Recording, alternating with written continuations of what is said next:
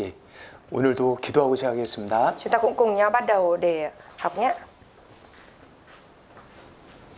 우주 만물을 창조하시고 인류 역사를 다스리시는 하나님, 참으로 감사드립니다. Chúng con thật lòng dâng lời cảm tạ Đức Chúa Trời là Cha của chúng con, là Đấng đã sáng tạo ra vũ trụ và muôn vật và là Đấng đang cai quản vũ trụ này. 지난 이틀간 성경을 통해서 하나님이 살아계심을 배울 수 있도록 인도해 주심을 감사드립니다. Chúa ơi, chúng con dâng lời cảm tạ Chúa vì trong mấy buổi vừa qua, Ngài đã cho chúng con được học về sách Kinh Thánh và được biết là Đức Chúa Trời có thật.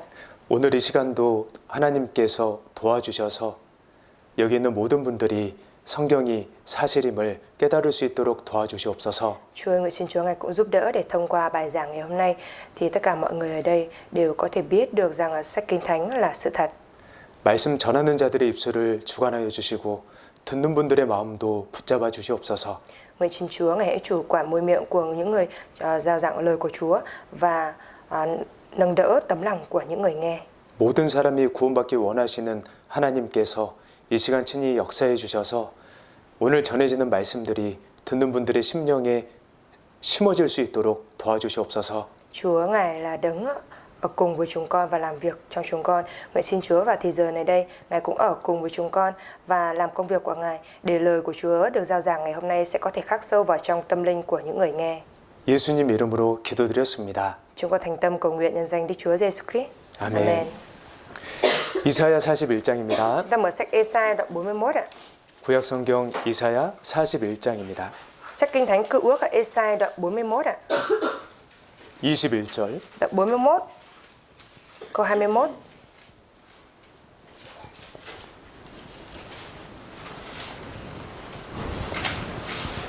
이사야 41장 21절입니다. Ê-sai đoạn 41 câu 21. 나 여호와가 말하노니 너희 우상들은 소송을 일으키라. Đức Giê-hô-va phán, hãy trình bày vụ kiện của các ngươi.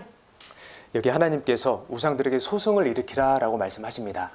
Và ở đây thì Đức Chúa Trời có nói với các thần tượng rằng hãy trình bày vụ kiện của các ngươi. 보통 소송은 언제 하는 겁니까? Thường thì người ta sẽ kiện tụng nhau khi nào ạ? 분쟁이 일어났는데요. Khi mà có sự tranh chấp đúng không ạ? 내가 반드시 이겨야 될 때, Và khi nào mà mình nhất định cần phải thắng, giành phần thắng. 집이라든지 Ví dụ như là 차라든지 nhà cửa hay là xe. 내 것을 지켜야 될 때 소송을 일으키죠. Khi nào mình mà muốn giữ nhà, giữ xe của mình như vậy thì mình sẽ kiện tụng đúng không ạ? 하나님께서 우상들에게 소송을 일으키라라고 말씀하셨습니다. Và Đức Chúa Trời thì có phán với các thần tượng rằng hãy đưa ra vụ kiện ạ. 우상이 뭐냐면요. Thần tượng là gì ạ? 사람들이 만든 종교입니다. Chính là tôn giáo do con người làm ra. 사람들이 만든 신입니다. Là thần mà do con người làm ra. 뒤에 Ở đằng sau câu này, 야곱의 왕이 말하노니 너희는 확실한 증거를 보이라. vua của Gia-cốp phán hãy đưa ra lý lẽ của các ngươi. 소송에서 이기기 위해서 무엇이 필요합니까? Để có thể thắng được trong một vụ kiện thì cần có cái gì ạ? 증거입니다. Cần có bằng chứng đúng không ạ? 확실한 증거가 있을 때 그 소송에서 이길 수 있습니다. Khi mà có cái bằng chứng xác thực rồi thì có thể giành phần thắng trong vụ kiện đó. 그러면 이 소송은 누구를 위한 소송일까요? Vậy thì cái vụ kiện này là vụ kiện dành cho ai ạ? 바로 우리들을 위한 소송입니다. Chính là vụ kiện dành cho chính chúng ta đấy ạ. 우리 사람들에게는 하나님을 찾는 마음이 있습니다. Con người chúng ta thì có tấm lòng tìm kiếm Đức Chúa Trời ạ. 그런데 하나님을 아는 지식이 없기 때문에 Tuy nhiên bởi vì chúng ta không có tri thức biết về Đức Chúa Trời, 생각을 따라서 종교를 믿을 수도 있고요. nên là chúng ta có thể tin vào các tôn giáo theo như suy nghĩ của mình. 풍습과 문화를 따라서 뭔가를 믿을 수도 있습니다. Hoặc là theo cái phong tục tập quán mà chúng ta có thể tin vào một cái tôn giáo nào đó. 네, 그렇게 하면 안 된다라는 것입니다. Ở đây ý Chúa muốn nói rằng là chúng ta thì không nên như vậy. 뭔가를 믿기 위해서는 확실한 증거가 있어야 된다는 것입니다. Ý Chúa muốn nói với chúng ta rằng khi chúng ta muốn tin vào điều gì đó thì chúng ta cần phải biết được cái bằng chứng xác thực của nó đã. 참된 신이라는 확실한 증거가 무엇이냐? Thế thì cái bằng chứng xác thực cho thấy rằng đây là thần thực sự là gì ạ? 22절에요. Câu 22. 장차 당할 일을 우리에게 진술하라. 또 이전 일에 어떠한 것도 구하라. 우리 연구하여 그 결국을 알리라. 혹 장래사를 보이며 후래사를 진술하라. 너의 신됨을 우리가 알리라. 또 복을 내리든지 화를 내리라. 우리가 함께 보고 놀라리라. Hãy để chúng đến gần và nói cho chúng ta biết điều sẽ xảy đến hãy nói cho chúng ta những điều đã có từ trước để chúng ta suy nghiệm và biết kết cuộc của nó, hoặc nói cho chúng ta biết những gì sắp xảy đến. 크게 요약하면 세 가지입니다.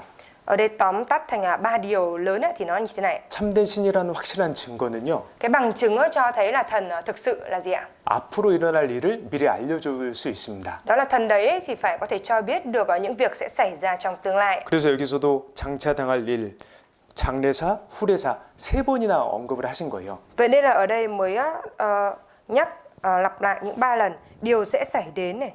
우리 Rồi 사람은요. điều gì sắp xảy đến này. 우리 사람은 하루 앞을, 한 치 앞을 알 수가 없습니다. Con người chúng ta thì không biết được ngày mai sẽ xảy ra chuyện gì ạ. 너는 내일 일을 자랑하지 말라. 하루 동안에 무슨 일이 날는지 내가 알 수 없음이니라. Chớ khoe khoang về ngày mai, vì con chẳng biết ngày mai sẽ xảy ra điều gì ạ. 알 수가 없어요. Chúng ta thì không thể biết được ạ.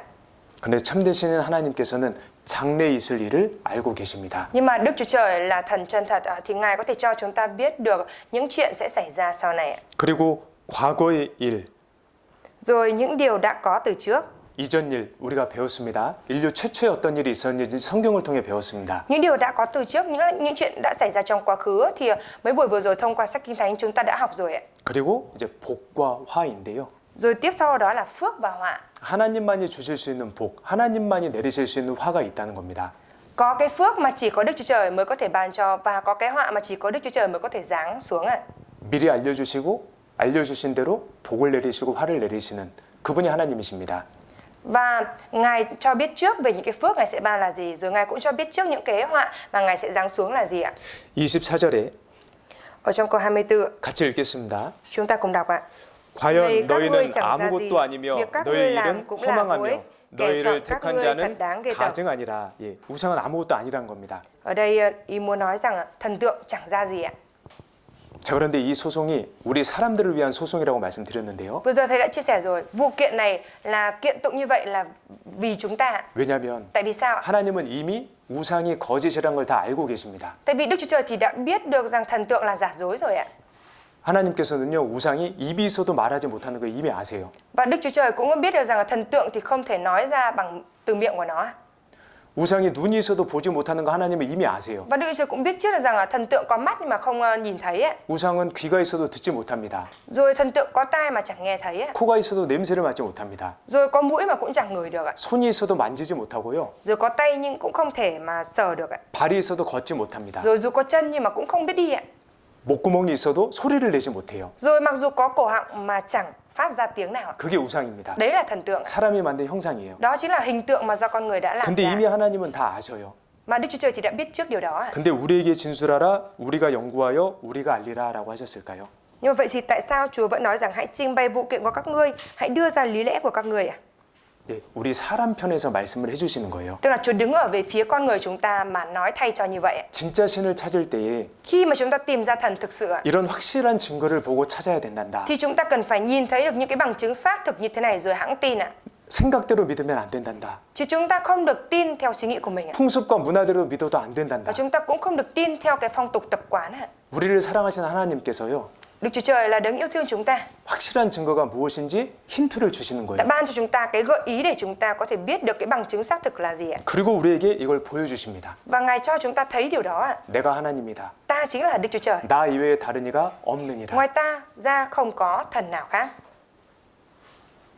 그래서 우리가 이틀 동안 하나님이 계시다라는 증거를 확인했습니다. Vậy nên 2 buổi vừa rồi chúng ta đã cùng nhau kiểm tra những cái bằng chứng xác thực cho thấy rằng Đức Chúa Trời có thật ạ. 이전 일도 확인을 했고요. Chúng ta cũng đã kiểm tra những cái điều đã xảy ra trong quá khứ. 어제 앞으로 마지막 때에 어떻게 무슨 일이 있을지도 확인을 Rồi 했습니다. tối hôm qua chúng ta cũng đã kiểm tra rồi. Vào thời kỳ tận thế, trong tương lai đấy sẽ xảy ra chuyện gì ạ?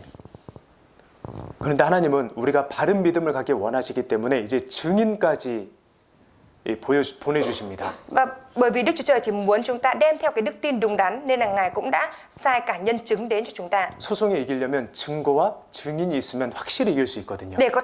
Để có thể giành phần thắng trong một vụ kiện thì chỉ cần có bằng chứng và nhân chứng xác thực, đúng không ạ? 그래서 하나님께서 선택하신 하나님의 증인, 그들이 바로 이스라엘입니다. Vậy nên nhân chứng mà do Đức Chúa Trời đã chọn lựa đó chính là dân Israel ạ. 유대인이라고도 부릅니다. Và người ta cũng gọi là người Do Thái đấy ạ.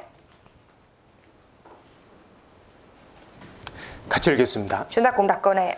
Các 나 con là 여호와가 nhân chứng của 말하노라 ta và là 너희는 đầy 나의 tớ 증인 ta đã chọn. 나의 종으로 택하심을 입었나니 하나님께서 선택하신 증인 이스라엘입니다. Nhân chứng mà Đức Chúa Trời đã chọn chính là dân Israel ạ. 왜 하나님께서는 개인이 아니라 민족을 선택하셨을까요? Tại sao Đức Chúa Trời lại không chọn một cá nhân nào đó, cá thể nào đó mà Ngài lại chọn nguyên cả một dân tộc ạ? 개인의 경험은 주관적입니다. Bởi vì trải nghiệm của cá nhân thì chủ quan ạ. 누군가 하나님을 만났다고 하면서 병에 나았다고 합니다. Ai đó thì nói rằng bởi vì tôi được gặp Đức Chúa Trời nên tôi đã được chữa khỏi bệnh. 그런데 그건 하나님을 믿어서인지 의사가 실력이 좋아서인지 알 수가 없어요. Nhưng mà cái đấy thì chúng ta không thể biết là do người đó tin Chúa nên được chữa lành hay là được gặp bác sĩ tốt nên là bác sĩ đấy đã giỏi nên đã chữa khỏi cho ạ. 개인의 경험은 주관적입니다. Cái trải nghiệm của cá nhân thì mang tính chủ quan ạ. 증거는 객관적이어야 합니다. Bằng chứng thì phải khách quan thì mới được ạ. 그래서 하나님께서는 이스라엘이라고 하는 하나님의 증인을 인류 역사에 세우시고요. Vậy nên là Đức Chúa Trời Ngài đã lập nên lịch sử của đất nước Israel ạ. 정말 그 이스라엘을 통해서 하나님을 나타내 보이십니다. Và Ngài thông qua Israel đó để bày tỏ chính Ngài ạ. 그리고 개인의 수명은 한계가 있습니다. 수명. 네.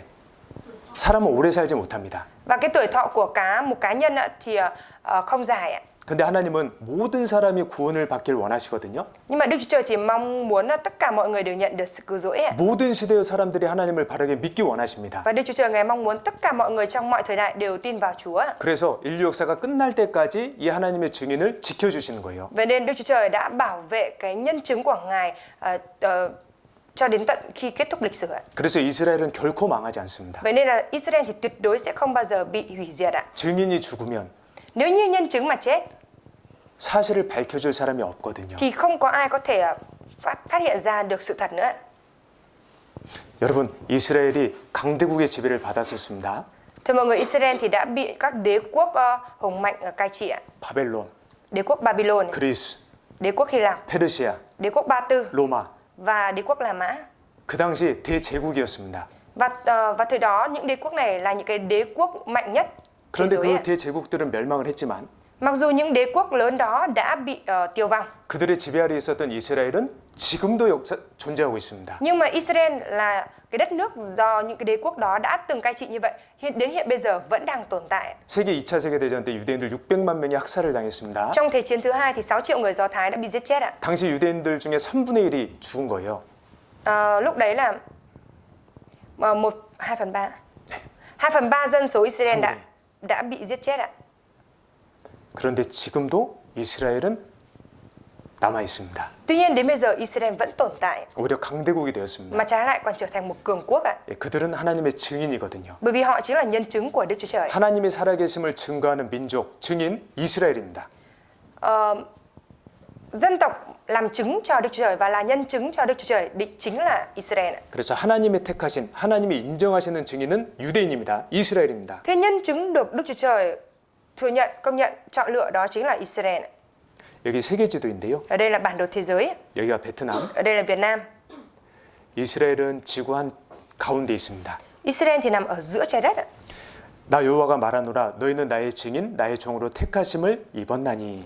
Đức Giê-hô-va phán các con là nhân chứng của ta và là đầy tớ ta đã chọn. 자, 그런데 에스겔 37장에 이스라엘이 소개되어 있는데요. Ở trong sách Ê-xê-chiên đoạn 37 thì có giới thiệu về Israel ạ. 이스라엘이 지구 중앙에 거하고 있다라고 소개되어 있습니다. Và được giới thiệu là Israel nằm ở trung tâm của xứ, tức là trung tâm của trái đất ạ. 몇 년 전에요? Cách đây bao nhiêu năm trước ạ? 2700년 전에요. Cách đây 2.700 năm trước đấy ạ. 근데 2700년 전 사람들이 이 지식을 알기가 어렵습니다. Nhưng mà những cái người sống ở thời cách đây 2.700 năm trước khó mà có được cái tri thức đó ạ. 여러분 이게 300년에서 500년 전에 쓰이던 세계 지도인데요.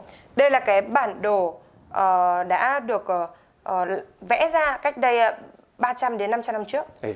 근데 여기 보시면 Mà ở đây ạ, 이런 표현이 있습니다.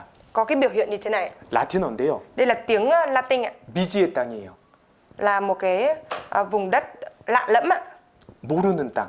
Tức là một cái vùng đất lạ lẫm mà người ta vẫn chưa biết đến ạ. 왜 모르냐면요. Tại sao lại chưa biết ạ? 가본 적이 없는 거예요. Bởi vì chưa bao giờ đến cái vùng đất đó.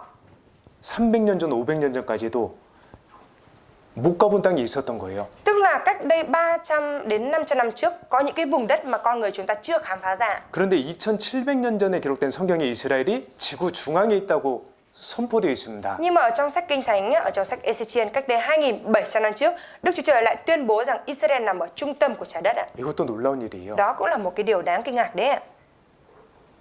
여기입니다. Chính là ở đây ạ. 여기가 지중해 바다이고요. Đây là biển Địa Trung Hải 이스라엘 바로 여기 있습니다. và Israel nằm ngay ở đây ạ. 작죠? Nhỏ đúng không ạ? 예. 예, 베트남 응해안 면적 정도 된다고 합니다. Và người ta có nói rằng diện tích của Israel thì bằng diện tích của tỉnh Nghệ An Việt Nam ạ. 이스라엘은 하나님의 증인이기 때문에 결코 멸망하지 않습니다. Bởi vì Israel là nhân chứng của Đức Chúa Trời nên tuyệt đối họ sẽ không bao giờ bị hủy diệt ạ. 예레미야 31장을 Chúng ta 찾겠습니다. mở sách Jeremy đoạn 31. 35절. Tập 31 câu 35.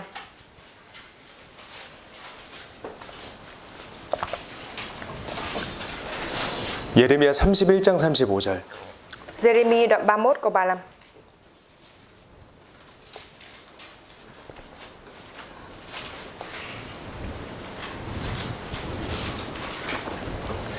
나 여호와는 해를 낮에 빛으로 주었고 달과 별들을 밤의 빛으로 규정하였고 바다를 격동시켜 그 파도로 소리치게 하나니 내 이름은 만군의 여호와니라 내가 말하노라. Đức Giê-hô-va là đấng ban mặt trời làm ánh sáng ban ngày, ấn định quy luật cho mặt trăng và các ngôi sao soi sáng ban đêm, đấng khuấy động biển cả cho sóng gió gào thét. Danh Ngài là Đức Giê-hô-va vạn quân phán rằng. 예, 하나님께서 해를 낮 동안 비추도록 이렇게 딱 정해 두셨어요. Đức Chúa Trời thì Ngài đã ấn định cho mặt trời ban ngày thì tỏa sáng ạ. 달과 별들은 밤에 비추도록 정하셨어요. Rồi Ngài cũng đã ấn định cho mặt trăng và các ngôi sao thì soi sáng ban đêm ạ. 그리고 바다에는 파도가 있도록 정하셨습니다. Rồi Ngài cũng đã ấn định cho cái sóng biển ạ. 36절 Câu 36 ạ. 같이 읽겠습니다. Chúng ta cùng đọc ạ. 이 규정이 내 앞에서 패할진대 이스라엘 자손도 내 앞에서 패함을 입어 영영이 나라가 되지 못하리라. 예. 만약에 해가 더 이상 빛을 비추지 않는다면 Giả sử nếu như mặt trời không còn chiếu sáng nữa, 밤에 달과 별이 빛을 비추지 않는다면 rồi giả sử nếu như vào ban đêm mặt trăng và các ngôi sao không còn soi sáng nữa, 바다에서 더 이상 파도가 치지 않는다면 rồi nếu như mà biển không còn đánh sóng nữa, sóng vỗ nữa, 그럼 이스라엘도 망할 것이다. thế thì Israel cũng sẽ hủy diệt ạ. 반대로 Nhưng mà ngược lại, 해와 달과 별이 여전히 빛을 비추고 파도가 여전히 치고 있다면 이스라엘은 망하지 않을 것이다. ngược lại nếu như mặt trời vẫn chiếu sáng, mặt trăng và các ngôi sao vẫn chiếu sáng, cùng với sóng biển vẫn đánh vào như thế vậy, thì Israel sẽ không bao giờ bị hủy diệt ạ. 이스라엘은 결코 망하지 않습니다. Israel tuyệt đối sẽ không bao giờ bị tiêu vong ạ. 그러면 이 như vậy thì 세상에 trên thế 정말 gian này 많은 민족들이 있는데요. thực sự có rất nhiều dân tộc ạ. 왜 하나님께서는 이스라엘을 선택하셨을까요? Tại sao Đức Chúa Trời lại chọn dân tộc Israel ạ? 한국이 아니라 Không phải là Hàn Quốc, 베트남도 아니라 cũng không phải là Việt Nam. 왜 이스라엘을 하나님께서 선택을 하셨을까요? Tại sao Đức Chúa Trời lại chọn Israel ạ? 그들이 작은 민족이기 때문입니다. Bởi vì dân Israel là một dân tộc nhỏ ạ. 내 능력이 약한 데서 온전하여짐이니라. Vì sức mạnh của ta trở nên trọn vẹn trong sự yếu đuối ạ. 같이 읽겠습니다. Chúng ta cùng đọc câu này ạ. 여호와께서 너희를 기뻐하시고 너희를 택하심은 너희가 다른 민족보다 수요가 많은 영고가 아니라 너희는 모든 민족 중에 가장 작은 영고니라. 하나님께서 이스라엘 선택하신 이유는 그들이 가장 작은 민족이었기 때문입니다. Lý do mà Đức Chúa Trời đã chọn lựa dân chúng Israel đó là bởi vì dân tộc Israel là một dân tộc ít nhất trong các dân tộc ạ. 여기 누구든지 이 약을 마시면 건강해지는 보약이 있다고 해볼게요. Giả sử như ở đây có một cái thuốc bổ ạ. Bất cứ ai uống vào đều có thể được khỏi bệnh ạ. 그렇다면 이 보약을 누구에게 이렇게 먹여봤을 때 효과를 입증할 수 있을까요? Nếu vậy thì đưa cái thuốc bổ này cho người đang có thể trạng như thế nào thì sẽ thấy được cái hiệu quả tốt nhất ạ. 1번 건강한 사람, Thứ nhất là người khỏe mạnh, 2번 연약한 사람. thứ hai là người yếu ớt ạ. 예, 연약한 Là 사람입니다. người yếu đúng không ạ? 예, 그래야 약 효과를 알 수 있는 Và như 거예요. vậy chúng ta mới có thể biết được cái hiệu quả của thuốc ạ. 이스라엘이 그렇습니다. Và Israel cũng như vậy ạ. 가장 작은 이스라엘 민족을 통해서 크신 하나님의 영광이 능력이 효과적으로 드러나는 거예요. Thông qua cái dân tộc Israel là dân tộc ít nhất như vậy thì quyền năng của Đức Trời, hiệu quả của quyền năng của Ngài sẽ càng được bày tỏ lớn hơn ạ. 구체적으로 어떻게 드러나는 것일까요? Và cụ thể là được bày tỏ như thế nào? 오늘 세 가지만 말씀드리고자 합니다. Ngày hôm nay thì thầy muốn chia sẻ 3 điều ạ. 첫 번째는 기적입니다. Thứ nhất là kỳ tích ạ. 하나님께서는 이스라엘 민족을 통해서 기적을 Đức 일으키셨습니다. Chúa Trời đã thông qua dân Israel để làm ra những kỳ tích ạ. 도저히 사람의 힘으로 할 수 없는 기적이에요. Đó là những cái kỳ tích mà con người tuyệt đối không thể nào mà thực hiện được ạ. 병에서 낫는 게 아닙니다. Không phải là cái việc mà được chữa lành bệnh đâu ạ. 돈을 많이 버는 것도 Rồi 아닙니다. cũng không phải là việc là kiếm được nhiều tiền đâu ạ. 좋은 대학 가는 것도 Cũng 아닙니다. không phải là việc được đỗ vào một trường đại học tốt đâu ạ. 네. 자, 여기 보세요. Vâng, mọi người nhìn lên đây ạ. 그건요. 사람의 능력으로도 할 수 있는 거예요. Nhưng cái đó thì bằng sức của con người cũng có thể đạt được ạ. 도저히 사람이 할 수 없는 그 기적을 이스라엘 민족을 통해서 보여주십니다. Những cái kỳ tích mà bằng sức của con người thì tuyệt đối không thể thực hiện được như thế vậy. Thì Đức Chúa Trời Ngài đã dấy lên những cái kỳ tích đó thông qua Israel ạ. 성경에 여러 기적들이 있는데요. Ở trong sách Kinh Thánh thì có nói về nhiều kỳ tích ạ. 오늘은 이스라엘 자손이 바다 가운데서 육지처럼 지나갔던 그 기적을 소개해 드릴게요. Ngày hôm nay thầy sẽ giới thiệu cho mọi người biết về một cái kỳ tích là dân Israel họ đã đi giữa lòng biển mà đi trên đất khô ạ. 이 기적을 통해서 하나님의 능력을 알 수 있습니다. Và thông qua kỳ tích này chúng ta có thể biết được năng lực của Đức Chúa Trời ạ. 하나님만 참신이구나. Hóa ra chỉ có mỗi Đức Chúa Trời mới là thần thực sự. 두 번째, Và điều thứ hai, 이스라엘을 통해 증거된 하나님이신데요. đây là cái bằng chứng thứ hai mà Đức Chúa Trời, 이스라엘 역사는 다른 역사들과 다르게 미리 기록되어 있습니다. tức là lịch sử của Israel thì khác so với lịch sử của đất nước khác. Lịch sử Israel thì được ghi chép trước ạ. 원래 역사라고 하는 것은요. Lịch sử là gì ạ? 먼저 사건이 일어나고 Vốn dĩ là cái sự kiện nó xảy ra rồi. 후대의 역사가가 과거의 사건을 기록하는 것입니다. Thì những người đời sau người ta mới ghi chép lại những cái lịch sử ở trong quá khứ đã 자, xảy ra, 그런데 đúng không ạ? 놀랍게도 Nhưng một điều đáng kinh ngạc đó là 이스라엘의 역사는 lịch sử của Israel 미리 기록이 되어 있어요. thì đã được ghi chép trước ạ, 예언되어 있어요. đã được tiên tri trước. 뿐만 아니라 그대로 이루어집니다. Và không những thế còn được ứng nghiệm theo đúng như vậy ạ. 대단하죠. Tuyệt vời đúng không ạ? 예, 왜냐하면 하나님은 모든 걸 다 아시거든요. Bởi vì Đức Chúa Trời Ngài là đấng biết hết mọi sự ạ. 미래에 어떤 일이 있을지 다 아십니다. Ngài biết được hết rằng trong tương lai sẽ có chuyện gì xảy ra. 뿐만 아니라 말씀하신 것을 이루십니다. Và không những thế, những lời mà Ngài đã phán thì sẽ được thực hiện ạ. 하나님께서 이스라엘 역사에 개입하셨습니다. Đức Chúa Trời Ngài đã can thiệp vào cái lịch sử của Israel ạ. 말씀하시고 말씀하신 대로 이루셔요. Ngài đã phán như thế nào thì mọi việc sẽ được diễn ra theo đúng như lời Ngài đã phán. 도저히 사람이 생각할 수 없는 방법입니다. Bằng một cái cách mà con người tuyệt đối không thể nào mà tưởng tượng ra được ạ. 그 중에 하나를 소개해 드릴 텐데 Và thầy sẽ giới thiệu cho mọi người đây biết một trong những cái sự kiện đó. 그게 바벨론 포로 70년 생활이 끝나고 돌아오는 사건입니다. Đó chính là cái sự kiện mà dân Israel sau khi kết thúc 70 năm bị lưu đày ở Babylon vừa trở về ạ. 하나님께서는 미리 말씀하셨어요. Đức Chúa Trời thì đã phán trước rồi ạ. 이스라엘이 멸망을 잠깐 당할 텐데 Dân Israel sẽ chịu cái sự hủy diệt tạm thời. 그들이 바벨론의 포로로 끌려갈 것이고 Họ sẽ bị kéo đi lưu đày ở Babylon. 거기서 70년 동안 포로 생활할 것이며 Họ sẽ bị lưu đày, sống cái đời sống lưu đày ở đó 70 năm. 고레스라고 하는 왕이 나타나서 Rồi sau đó sẽ có một vị vua tên là Siru 그들을 해방시켜 주실 것이다. xuất hiện và giải phóng họ ra. 그리고 그 고레스라는 왕이 이스라엘 사람들에게 돌아가서 성전을 지으라고 할 것이다. 이게 미리 기록이 돼 있어요. Rồi vua Siru đó sẽ cho phép dân chúng Israel trở về lại Jerusalem để xây dựng lại đền thờ. Và cái điều này đã được tiên tri trước ở trong sách Kinh Thánh ạ. 고레스라고 하는 사람이 태어나기도 전에 그 이름이 약 150년 전에 성경에 기록이 되어 있습니다. Tức là cái ông vua Siru này trước khi ông được sinh ra thì trước đó mấy trăm năm tên của ông đã được viết ở trong sách Kinh Thánh rồi ạ. 그의 이름이 Tên của ông 그가 하는 일이요. và rồi việc của ông đã làm. Và việc của ông sẽ làm. 그대로 이루어집니다. Và đã được diễn ra theo đúng như lời tiên tri ạ. 이걸 한번 살펴보고요. Chúng ta sẽ cùng nhau tìm hiểu cái điều này. 세 번째는 Và điều thứ ba, 하나님은 복과 화를 주시는 분이셔요. Đức Chúa Trời Ngài là đấng vừa có thể ban phước và giáng họa. 하나님은 정말 공의로우신 분입니다. Đức Chúa Trời thực sự là đấng công chính ạ. 하나님의 뜻에 순종할 때는 축복해 주시고요. Khi mà con người vâng phục theo ý muốn của Chúa thì Ngài sẽ ban phước cho. 불순종할 때는 말씀하신 대로 징계하십니다. Còn khi không vâng phục thì Ngài sẽ trừng phạt theo đúng như lời Ngài đã phán. 사랑하시니까요. Bởi vì yêu thương ạ. 다시 옳은 길로 돌아올 수 있도록요. Trừng phạt như vậy để cho có thể quay trở về đúng đường ạ. 하나님의 축복을 받을 수 있도록요. Để cho có thể nhận được sự chúc phúc của Chúa. 근데 끝까지 하나님 말씀에 불순종하면 Nhưng mà nếu như đến cùng vẫn không vâng phục ạ. 그건 진짜 하나님이 싫은 거니까. Và cái đó là điều mà Đức Chúa Trời thực sự ghét ạ. 예.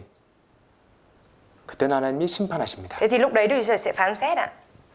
결국 하나님을 버린 사람, 버린 민족들은 하나님의 버리우심을 받는 거예요. Thế nên là kết cục dân tộc bỏ đi Đức Chúa Trời thì sẽ bị Đức Chúa Trời phán xét và bỏ đi như vậy. 그래서 이스라엘 민족을 통해서 하나님이 어떤 복을 내리셨는지 어떤 화를 내리셨는지 우리가 확인할 수 있습니다. Thông qua dân Israel chúng ta có thể kiểm tra được xem là khi mà Đức Chúa Trời ban phước thì Ngài ban phước như thế nào và khi Ngài giáng họa thì Ngài sẽ giáng họa gì ạ? 네, 오늘 이 세 가지만 좀 간단하게 Ngày 살펴보겠습니다. hôm nay chúng ta sẽ cùng nhau học đơn giản về ba điều này. 읽어주십시오. Ta là Đức Chúa Trời của tổ phụ con, Đức Chúa Trời của Abraham, Đức Chúa Trời của Isaac và Đức Chúa Trời của Jacob. 예, 아브라함이라고 하는 사람이 이스라엘의 조상입니다. Abraham là tổ tiên của Israel ạ. 하나님께서 이 아브라함을 부르셨어요. Đức Chúa Trời thì đã gọi Abraham ạ. 내가 지시하는 땅으로 가라. Con hãy đi đến vùng đất ta sẽ chỉ cho con. 거기가 지금 이스라엘 사람들이 살고 있는 가나안 땅입니다. Và vùng đất đó chính là vùng đất mà hiện nay dân Israel đang sinh sống là vùng đất Canaan ạ. 그리고 하나님께서는 아브라함에게 너를 통해 큰 민족을 이루어 주실 거라고 Và 약속하셨습니다. Đức Chúa Trời đã hứa với Abraham rằng thông qua con ta sẽ dấy lên một dân tộc đông đảo ạ. 그때는 아브라함이 자식이 없을 때였어요. Lúc đó là cái thời điểm mà Abraham chưa có con ạ.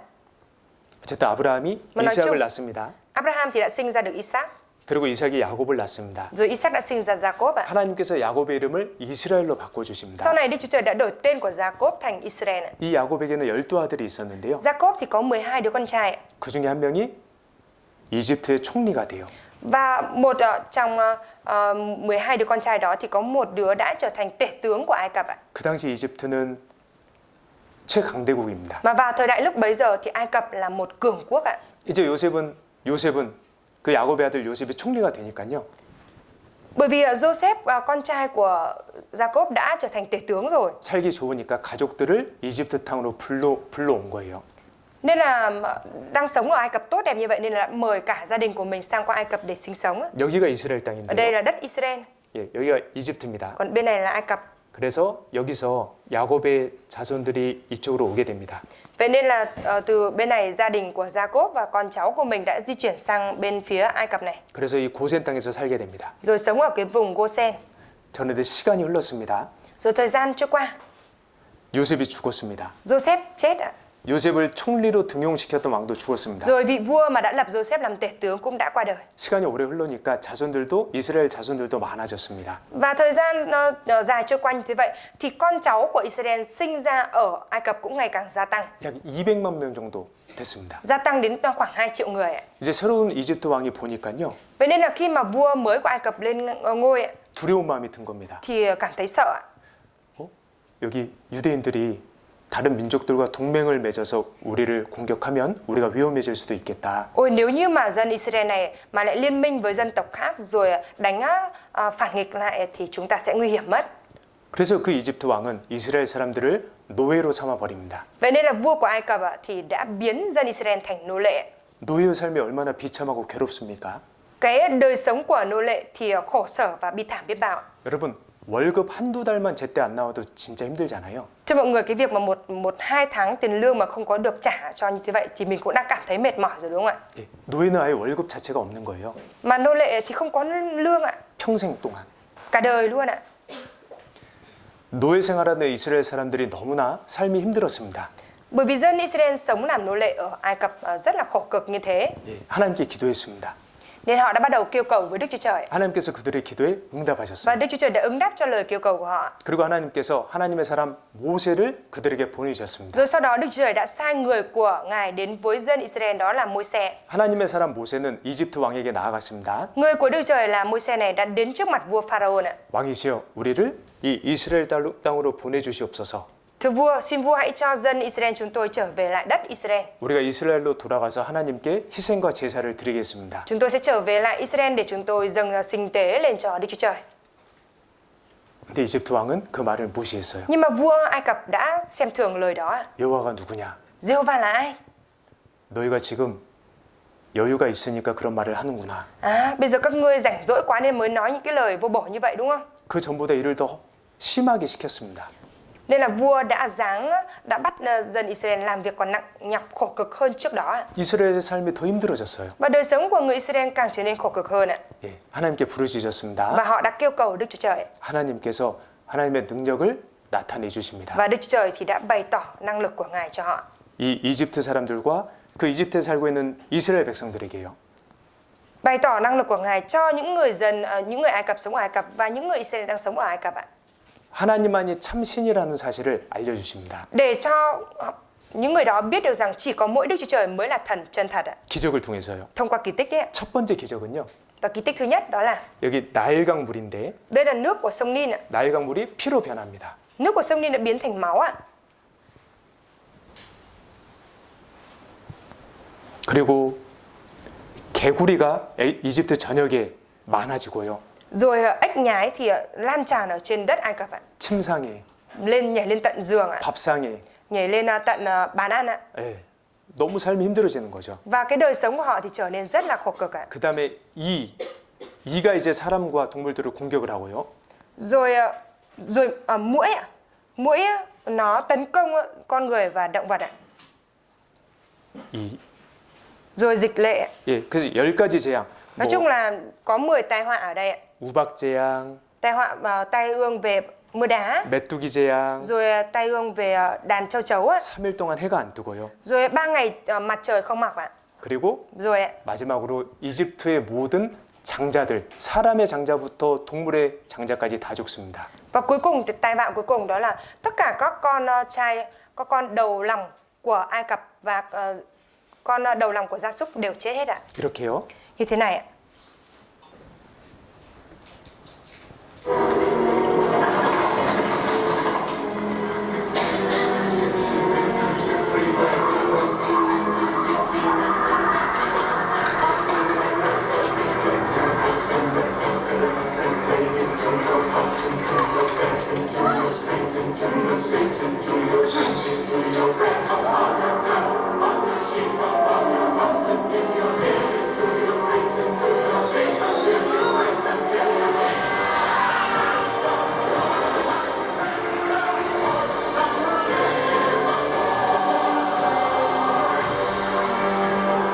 Once I called you brother, once I thought the chance to make you laugh was all I ever wanted. And even now, I wish that God had chose another, serving as your foe on his behalf. It's the last thing that I want to do. This was my home. All this pain and devastation, how it tortures me inside. All the innocent who suffer from your stubbornness and pride.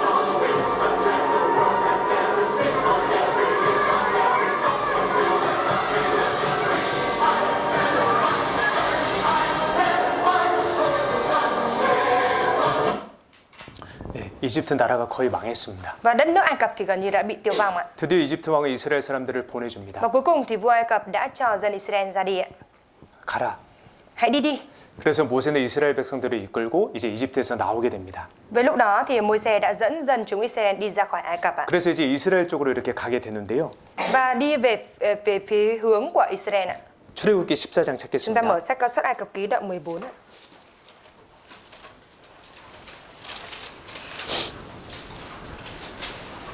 일 절 2절.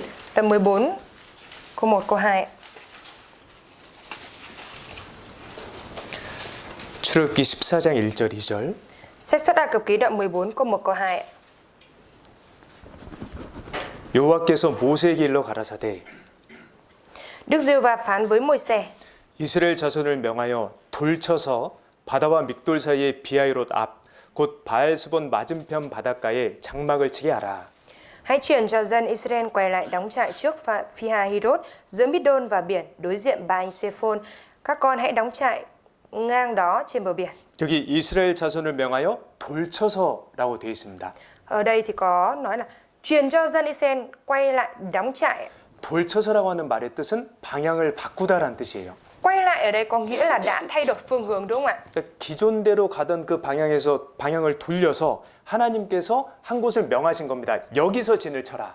Tức là đang trên đường đi hướng về phía kia. Thế nhưng mà Đức Trời đã phán rằng hãy quay lại, tức là đổi hướng lại và đến một cái vị trí mà Đức Trời phán là hãy đóng trại ở đó. 거기가 바로 여기입니다. Và nơi đó chính là ở đây ạ.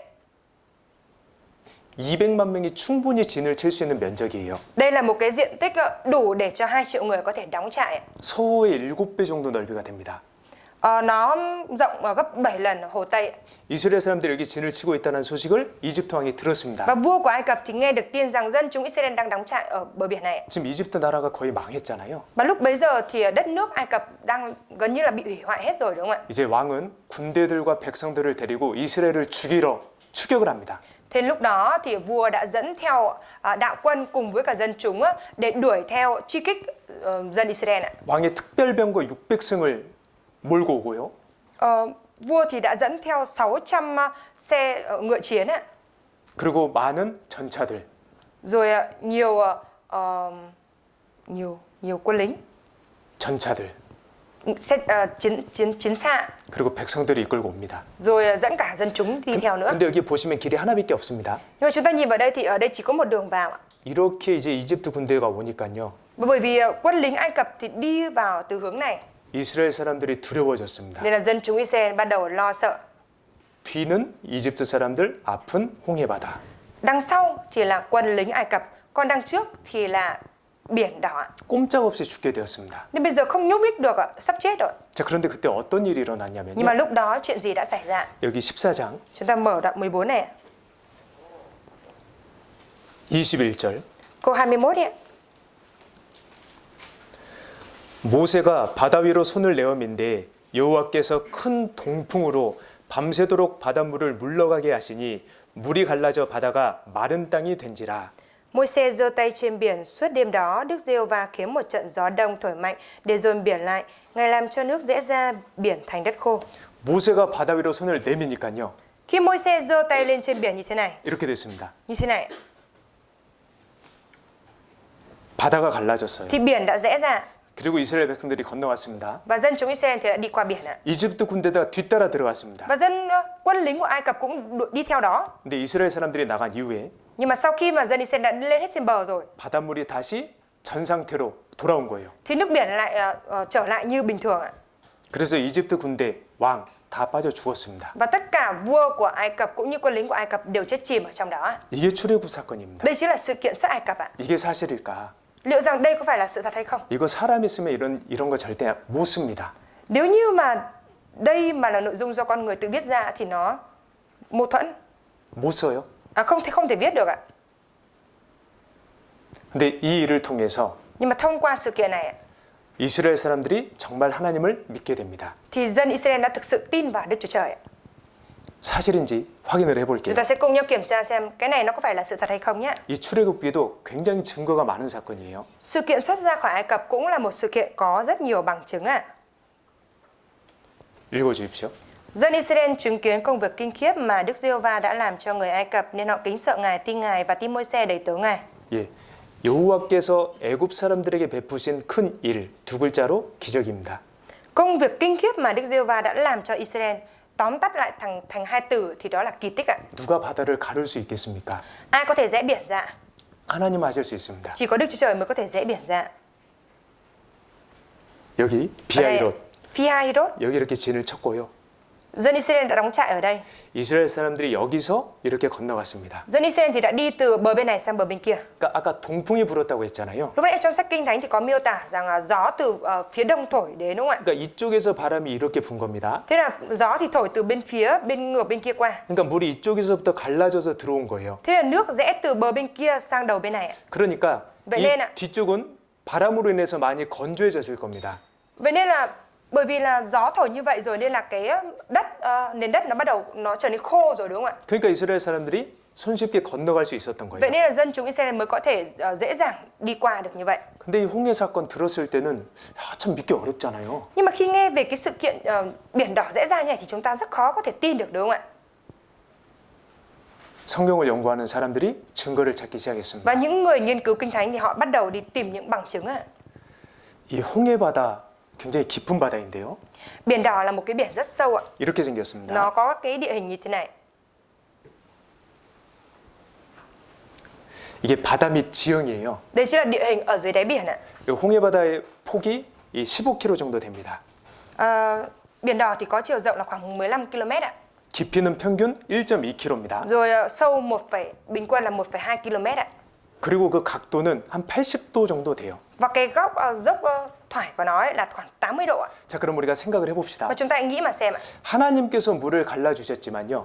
Mặc dù Đức Chúa Trời đã rẽ biển, rẽ nước ra cho, 거기를 건너가는 사람들은 사람들입니다. 동물들입니다. nhưng mà những người mà phải đi bộ qua cái chỗ đó phải là con người và là súc vật, đúng không ạ? 그래서 이 80도로 만약에 되어 있다면 Nếu như mà nó dốc 80 độ như thế này 도저히 여기 있는 사람들이 내려갈 수가 없어요. thì cái người ở đây thì không thể nào mà di chuyển xuống dưới được ạ. 내려갔다 그래도 다시 올라갈 수가 없어요. Rồi cho dù có di chuyển xuống dưới được chân nữa thì cũng không thể nào mà leo lên được ạ. 이런 지형이었다면 Nếu như mà là một cái địa hình như thế này 이집트 바로왕이 마차를 타고 갈 생각도 못했을 거예요. thì có lẽ là vua của Ai Cập dẫn theo xe ngựa vừa rồi quân lính như vậy cũng không có cái suy nghĩ là sẽ đuổi theo được ạ. 그 긴 홍해 바다가 이런 구조인데요. Ở cái biển đỏ dài như thế vậy thì nó có cái địa hình đáy biển như thế.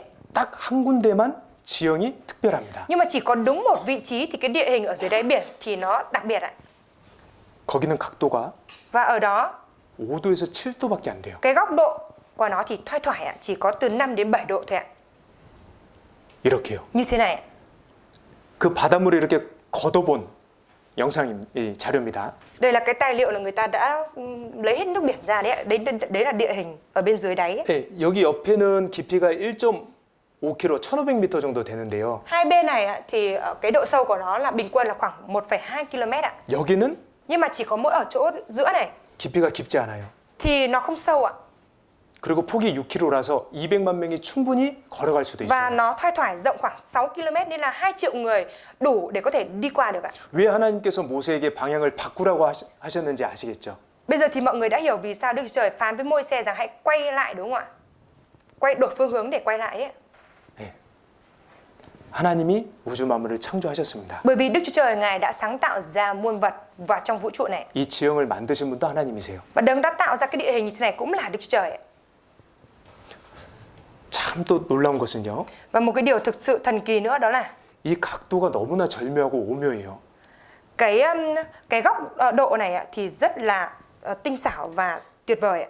여기서 이쪽으로 이스라엘이 건너갔습니다. Dân Israel thì đi từ phía bên này sang bờ bên kia. 자, 그런데 여기 내려가는 그 각도가 한 이 정도입니다. 이 정도 내려가는 Nhưng mà cái 각도가. dốc mà kiểu nó đi sâu xuống như vậy ạ, thì chỉ khoảng 5 độ thôi. 각도가. Góc độ nghiêng 5 độ. 그리고 B 여기서 올라가는 각도는 한 이 정도 합니다. Rồi cái góc độ nghiêng B đi lên như thế này thì khoảng 7 độ. 근데 이 각도가요. Nhưng mà cái góc độ này 여기가 지금 깊이가 800m라고 했을 때 길이가 8,000km, 8,000m거든요. 그럼 10대 1이에요.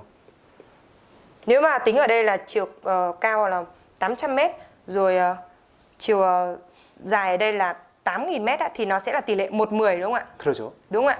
근데 이게 여기 보시면 이게 스카이레이크 그 정문 빈컴센터 정문 입구입니다. Và chúng ta nhìn ở đây thì đây chính là cái lối lên ở chỗ cái cửa chính á, đi ra vào của Vincom ấy, ở chỗ Skylake ấy. 여기는 휠체어 타신 분들이 가는 길이에요. Đây là đường để cho lối đi dành cho những người đi xe lăn. 여기 길이가 510이고요. 510cm. Ở đây thì nó có cái chiều dài của nó là 510 cm 여기 높이가 44입니다. và chiều cao là 44 cm. 그러니까 여기는 자전거 타고도 올라갈 수 있어요. Nên ở đây thì đi xe đạp cũng có thể lên được ạ. 나중에 해보셔요. Chúng ta lần sau chúng ta đến đây chúng ta thử đi mà xem. 네. 사람이 충분히 걸어갈 수 있습니다. Tức là con người có thể dễ dàng đi lên được ạ. 어르신들도 충분히 올라갈 수 있습니다. Và kể cả người già cũng có thể lên được, đi lên được ạ. 진짜 하나님은 정말 섬세하신 분이세요. Và thực sự Đức Chúa Trời là đấng rất là tỉ mỉ ạ. 그러니까 이 지형 자체가 이스라엘 사람들이 출애굽했다라는 걸 증거합니다. Chính cái độ dốc, độ nghiêng như thế này thôi là đã minh chứng cho việc dân Israel đi xuất ra khỏi Ai Cập ạ. 뿐만 아니라 홍해바다에는 왜 이름이 홍해바다냐? 붉은 바다란 뜻인데요. Và không những thế, tại sao người ta gọi là biển đỏ ạ? 붉은 산호들이 많이 있습니다. Bởi vì ở biển đỏ thì có nhiều san hô đỏ ạ. 그런데 이상하게 그 홍해바다의 산호의 모양들은 좀 특별해요. Nhưng mà một điều đặc biệt đó là thần kỳ đó là cái hình dạng của các san hô sống ở trong biển đỏ thì kỳ lạ. 예, 이게 산호들입니다. Đây là san hô đấy ạ. 근데 그 모양이 마치 이렇게 마차 바퀴들 그리고 그 축 위에 나 있는 모양이에요. Nhưng mà chúng ta nhìn vào cái hình dạng của san hô này, chúng ta thấy rằng nó giống như là cái trụ của cái bánh xe cùng với là hai cái đầu bánh xe, đúng không ạ? 예, 자연산 산호는 이런 모양이 될 수가 없습니다. San hô tự nhiên thì không thể nào mà có được cái hình dạng như thế này. 그러면 왜 여기 마차 바퀴가 있냐라는 것이죠. Như vậy thì tại sao ở đây lại có bánh xe ngựa? 이렇게요. Như thế này. 여기는 산호가 올라가지 못합니다. Ở đây thì con san hô nó không thể lên được ạ. 합금이거든요. Bởi vì đó là làm bằng hợp kim ạ. 예. 아까 바로 왕이 600승의 특별 병거를 이끌고 이스라엘을 추격했다고 말씀드렸습니다. Lúc nãy thầy đã chia sẻ rồi ạ, vua của Ai Cập thì đã dẫn theo 600 chiến xa để đi theo, đúng không ạ? 예, 합금으로 된 위에는 산호가 올라갈 수가 Cho 없어요. nên những cái chiến xa mà có cái bánh mà được làm bằng hợp kim như thế vậy thì san hô nó không thể sống ở bên trên được ạ. 이렇게요. Như thế này ạ. 이렇게요. Như thế này. 또 놀라운 게 Và một điều đáng kinh ngạc đó là 여기 보시면 하나, 둘, 세 개입니다. chúng ta nhìn vào cái bánh xe ở đây thì cái nang xe nó có ba cái, đúng không ạ? 하나, 1, 둘, 2, 3. 셋. 그죠? Đúng không ạ? 근데 모세를 추적했던 왕 이렇게 연대를 한번 살펴보니까요. Và khi mà người ta xét ra cái niên đại của vị vua mà truy đuổi Môi-se ấy, là vào năm nào, 그 당시 왕이 탔던 마차가 이렇게 벽에 새겨져 있는데요. thì người ta cũng có cái khắc cái hình ảnh của xe ngựa ở trên và vua của thời đó đi xe ngựa gì đấy ạ? 하나, 하나, một, 둘, hai, 셋, ba. 세 개입니다. Ba cái ấy, 세 개예요. ba nang xe. 여기도 그렇습니다. Đây cũng vậy. 야, 그러니까 이게 역사적으로 딱 맞아 떨어지는 거예요. Thế là về mặt lịch sử á, nó đúng y khớp như vậy luôn ạ. 출애굽 사건이 사실이었습니다. Sự kiện dân Israel xuất ra khỏi Ai Cập đó là sự thật ạ. 신명기 4장을 찾겠습니다. Chúng ta mở sách Phục truyền luật lệ ký đoạn 4. 신명기 4장 Phục truyền luật lệ ký đoạn 4 34절 câu 34 ạ.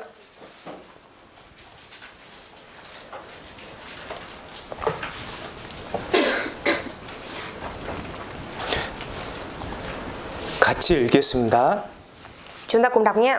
Hoặc có 어떤 thần 신이 nào bỏ 와서 công đi chọn cho 시험과 mình một dân tộc 이적과 từ giữa 기사와 một dân tộc khác 전쟁과 bằng những 강한 thử 손과 thách, bằng dấu lạ, 편팔과 phép màu, 크게 두려운 bằng chiến 일로 tranh, 한 bằng cánh tay 민족을 uy 다른 quyền dang 민족에게서 rộng, 인도하여 bằng 낸 những 일이 việc kinh 있느냐? thiên động địa, 이는 như 다 những 너희 gì 하나님 Giê-hô-va Đức Chúa Trời 여호와께서 đã làm cho anh em 애굽에서 tại Ai 너희를 Cập 위하여 ngay trước mắt 너희의 anh em không? 목전에서 행하신 일이라.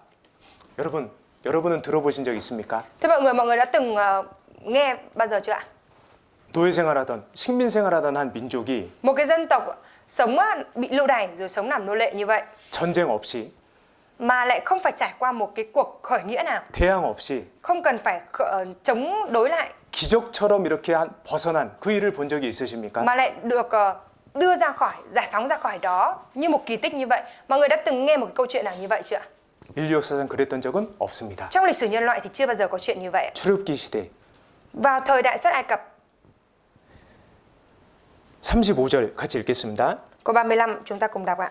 이것을 Anh em 내게 đã chứng kiến những 나타내심은 việc 여호와는 đó để 하나님이시요 anh em nhận 그 biết 외에는 rằng 다른 Giê-hô-va 신이 là Đức Chúa Trời. 없음을 내게 Ngoài Ngài 알게 không 하려 có Chúa nào khác. 하심이니라. 예. 왜 하나님께서 이런 증거들을 우리 시대까지 남겨두셨을까요? Tại sao Đức Chúa Trời lại để lại những cái bằng chứng như thế này cho đến tận thời đại của chúng ta? 여호와는 하나님이시요 Để nhận biết rằng Giê-hô-va là Đức Chúa Trời. 그 외에 다른 신이 없음을 내게 알게 하려 하심이라. Ngoài Ngài không có Chúa nào khác ạ. 예. 왜냐하면 바르게 알아야 바르게 믿거든요. Bởi vì sao? Bởi vì phải biết đúng đắn thì mới có thể tin đúng đắn được ạ. 증거를 통해서 우리에게 알려주시는 겁니다. Đức Chúa Trời thông qua những bằng chứng để cho chúng ta biết được ạ. 여러분 이런 신을 믿어야죠. Thế chúng ta phải tin vào những thần như thế này, đúng không ạ? 이런 능력이 있으신 분을 믿어야죠. Chúng ta phải tin vào cái đấng mà có cái quyền năng như thế này, đúng không ạ? 이 사진 아실까요? Mọi người biết cái bức tranh này không ạ? 박단강 전투 사진입니다. Đây chính là cái cuộc chiến ở trên sông Bạch Đằng ạ. 웅호귀엔이라고 하신 분이 중국을 무찌르고 드디어 이제 베트남이 중국에서 독립을 하게 된 전쟁입니다. Đây chính là cuộc chiến tranh mà do Ngô Quyền khởi nghĩa và đánh lại cái quân Nguyên Mông ạ. 그런데 이 박단강은 숲이 많은 강입니다. 나무들이 되게 많아요. Nhưng mà ở sông Bạch Đằng này ạ, thì có nhiều cỏ, nhiều cây ạ. 그 지리를 이용해서 이 웅호균이 중국을 아주 대파하게 됩니다. Và lợi dụng cái địa hình như thế vậy thì Ngô Quyền đã đánh đòn phản đầu 그 박단강에 있는 quân 나무들을 깎아서요 말뚝으로 만들어서 그 박단강 밑에 이렇게 심어뒀습니다. 많이. Ngô Quyền thì đã chặt những cái thân cây đó xong rồi làm thành những cái cọc nhọn như thế này và cắm ở dưới sông Bạch Đằng ạ. 그래서 강물이 Nên là dựa vào cái nước sông như vậy, 좀 이렇게 높아졌을 때요. khi mà nước sông dâng lên ạ, cao, 이 웅호견이 그 중국 해군들을 그 선박들을 이 안쪽으로 이렇게 유인을 한 거예요. thì Ngô Quyền sẽ dụ quân của quân Trung Quốc đó đi vào trong này ạ. 그런데 이 강물이 이제 낮아질 때 Nhưng mà khi bắt đầu nước thủy triều rút xuống ạ, 복병들과 이 베트남 군들이 진격을 한 겁니다. 돌격을 한 겁니다. thì quân Việt Nam của mình xong bắt đầu phản công lại. 그러니까 이 중국군이 물러나는데요. Thế thì lúc đấy là quân Trung Quốc sẽ phải lùi lại đằng sau đúng không ạ? 그 강물 밑에 있었던 말뚝에 배가 박히는 거예요. Thế thì lúc mà thủy triều rút như vậy rồi thì cái cọc nó bắt đầu lộ ra thì những cái thuyền của Trung Quốc đã bị đâm vào những cái cọc đấy. 예, 베트남의 영웅 웅호견입니다. Đây chính là anh hùng của Việt Nam, Ngô Quyền ạ. 이분은 자연 법칙을 이용해서 큰 승리를 거두었죠. Vị này đã lợi dụng cái quy luật của thiên nhiên và đã giành được cái thắng lợi lớn đúng không ạ? 하나님께서는요. Vậy thì Đức Chúa Trời thì sao? 아예 바닷물을 갈라버리셨어요. Ngài đã rẽ luôn biển ra, 그리고 다시 덮어버리셨습니다. rồi sau đó Ngài lại lấp biển lại. 이게 하나님의 능력입니다. Đây chính là năng lực của Đức Chúa Trời ạ. 이스라엘 기적의 역사입니다. Và đây chính là kỳ tích của lịch sử Israel ạ. 여러분 하나님 살아 계십니다. Thưa mọi người, Đức Chúa Trời có thật đấy ạ. 그리고 두 번째, Rồi điều thứ hai, 이스라엘은 미리 기록된 역사라고 말씀드렸는데요. thầy đã chia sẻ rồi, lịch sử của Israel thì đã được ghi chép trước ạ. 이제 이스라엘 백성들이 출애굽을 하고 Dân Israel thì xuất ra khỏi Ai Cập, 그리고 이제 왕도 세우고 rồi cũng lập ra vua, 그렇게 사는데요. rồi họ sống như vậy. 이 이스라엘 백성들이 너무 하나님께 불순종하는 거예요. Nhưng mà dân chúng Israel thì lại không vâng phục Đức Chúa Trời. 하나님을 바르게 섬기고 하나님을 잘 따라야 되는데요. Đáng ra là họ phải thờ phượng Đức Chúa Trời thật tốt và đi theo Ngài ạ. 그 구원해 주셨던 그 하나님을 잊어버린 거예요. Nhưng mà họ lại quên mất đi Đức Chúa Trời là đấng đã giải cứu họ. 하나님 뜻대로 살긴 싫은 거예요. Họ ghét ra sống theo ý muốn của Đức Chúa Trời. 그냥 내가 원하는 대로 살고 싶은 거예요. Nên họ chỉ muốn sống theo ý mình muốn thôi ạ. 그런데 하나님은 그때마다 하나님의 선지자를 보내주셨습니다. Tuy nhiên mỗi lúc như thế vậy thì Đức Chúa Trời đã sai nhà tiên tri của Ngài đến ạ. 내게로 돌아와라. Các ngươi hãy quay trở về với ta. 그렇게 사는 게 행복이 아니란다. Sống như vậy không phải là hạnh phúc đâu. 예레미야 7장을 Chúng ta mở 찾겠습니다. sách Giê-rê-mi đoạn 7.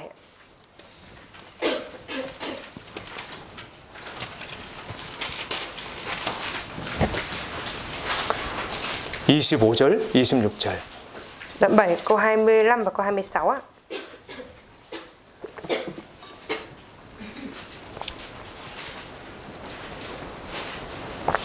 너희 열조가 애굽 땅에서 나온 날부터 Từ ngày tổ phụ các ngươi ra khỏi Ai Cập cho đến nay, 예, 아까 그 사건입니다. 출애굽했던 그 사건.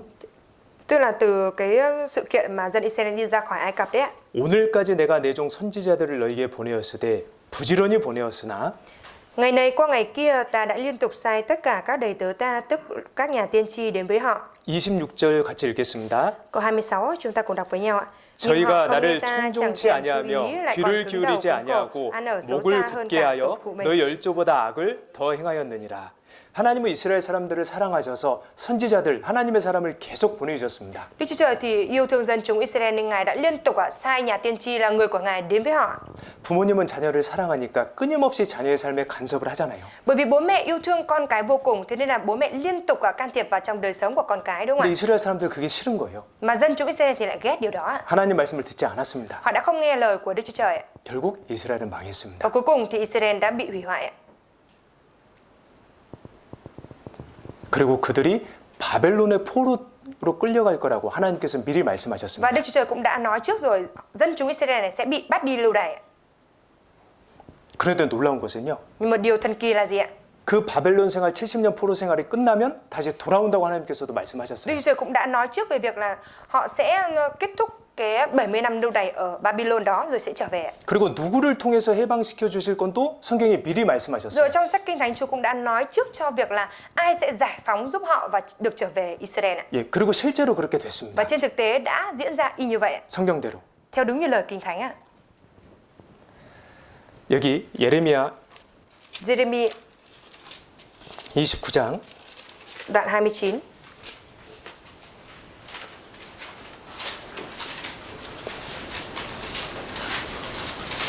10절입니다. Đoạn 29 câu 10 ạ.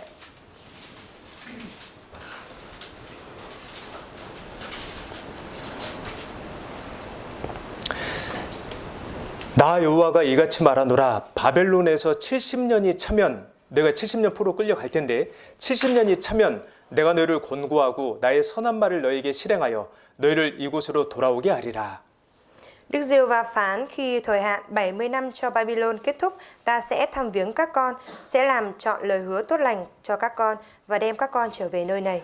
그러니까 하나님께서는 이스라엘이 바벨론으로 포로 끌려갈 것도 미리 말씀하셨고요. Tức là Đức Chúa Trời Ngài cũng đã nói trước cho việc dân Israel sẽ bị bắt đi lưu đày ở Babylon ạ. 70년이 차면 하나님께서 해방시켜 주실 것도 미리 말씀하셨어요. Rồi Chúa cũng đã nói trước về việc là sau khi 70 năm kết thúc như vậy thì dân Israel sẽ được giải phóng ạ. 그리고 누가 해방시켜 줄지도 그 전에 미리 말씀하셨습니다. Rồi trước đó Ngài cũng đã nói tiên tri trước cho việc là ai sẽ giải phóng cho họ ra khỏi 이사야 Babylon. 44장입니다. Chúng ta mở sách Ê-sai đoạn 45 ạ. 44장이요. 44 ạ.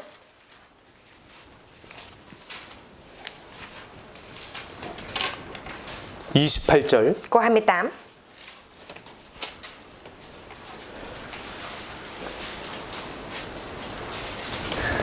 이스라엘을 바벨론 포로에서 해방시켜 줄 사람의 이름과 그가 할 일이 미리 기록되어 있는 거예요. Đây là cái lời đã ghi chép trước về tên của vị vua sẽ giải phóng dân Israel, rồi việc mà vị vua này đã làm cho Israel. 고레스에 대하여는 이르기를 Ngài là đấng đã phán rằng 그는 나의 목자라 나의 모든 기쁨을 성취하리라 하며 예루살렘에 대하여는 이르기를 중건되리라 하며 성전에 대하여는 이르기를 내 기초가 세움이 되리라 하는 자니라. Siru là người chăn chiên của ta, người sẽ thực hiện mọi điều ta muốn, là người nói về Jerusalem rằng nó sẽ được xây lại và về đền thờ rằng nó sẽ được đặt nền móng lại. 1절에요. Trong câu 1, 45장 1절. 45 câu 1 đấy ạ. 나 여호와는 나의 기름 받은 고레스의 오른손을 잡고 열국으로 그 앞에 항복하게 하며 열왕의 허리를 풀며 성문을 그 앞에 열어서 닫지 못하게 하리라. 내가 고레스에게 이르기를 Đức Giê-hô-va phán về Siru, người được sức giàu của Ngài như thế này: ta đã nắm lấy tay phải của người để người chinh phục các nước trước mặt mình. Ta sẽ mở thắt lưng các vua, mở các cửa thành trước mặt người và khiến các cổng không còn bị đóng kín nữa. 예, 하나님께서 고레스라는 사람을 나중에 세우실 것인데 Sau này thì Đức Trời sẽ lập một người tên là Siru lên ạ. 그가 말하기를 Và vua ấy nói như thế này: 예, 포로 잡힌 이스라엘 사람들이 다시 예루살렘으로 올라가서 이스라엘 돌아가서 성전을 세우게 할 것이다. những cái người bị bắt đi lưu đày là Israel này sẽ trở về lại Israel và xây dựng lại đền thờ. 근데 이사야가 언제 사람이냐면요. Mà Ê-sai là người của thời nào ạ? 이사야 1장을 보겠습니다. Chúng ta mở sách Ê-sai đoạn 1 ạ.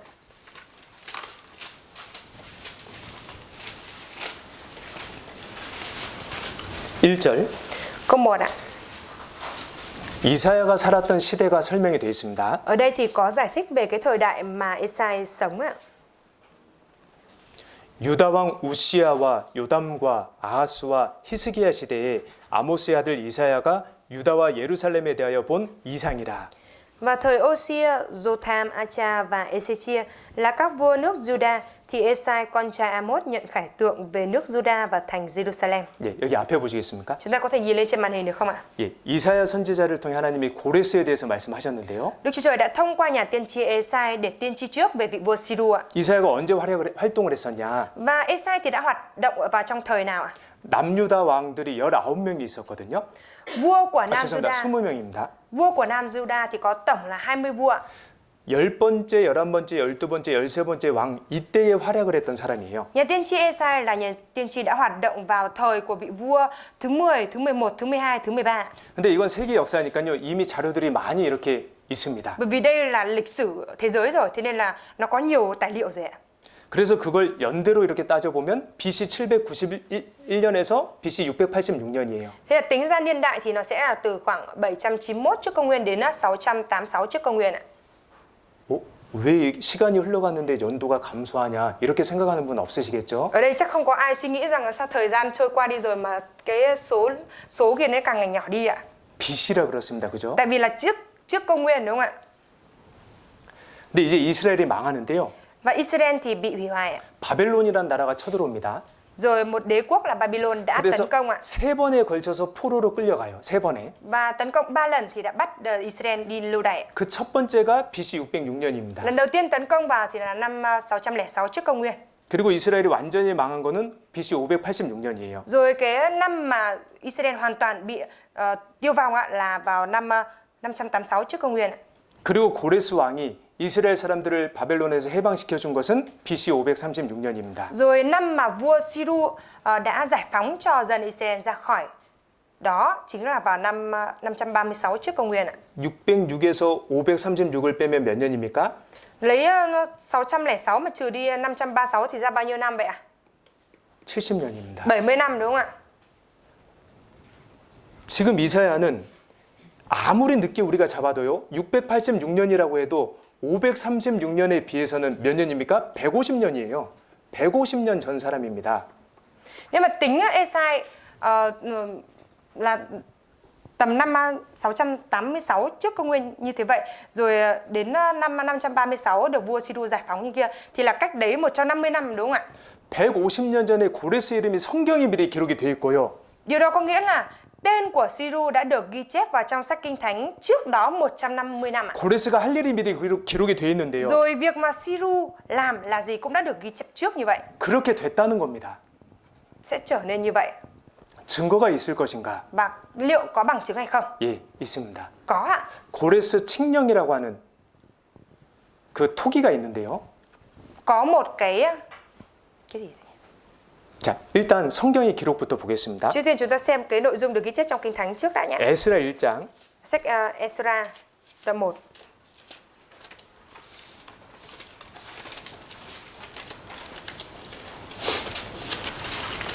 Esra đoạn 1 ạ.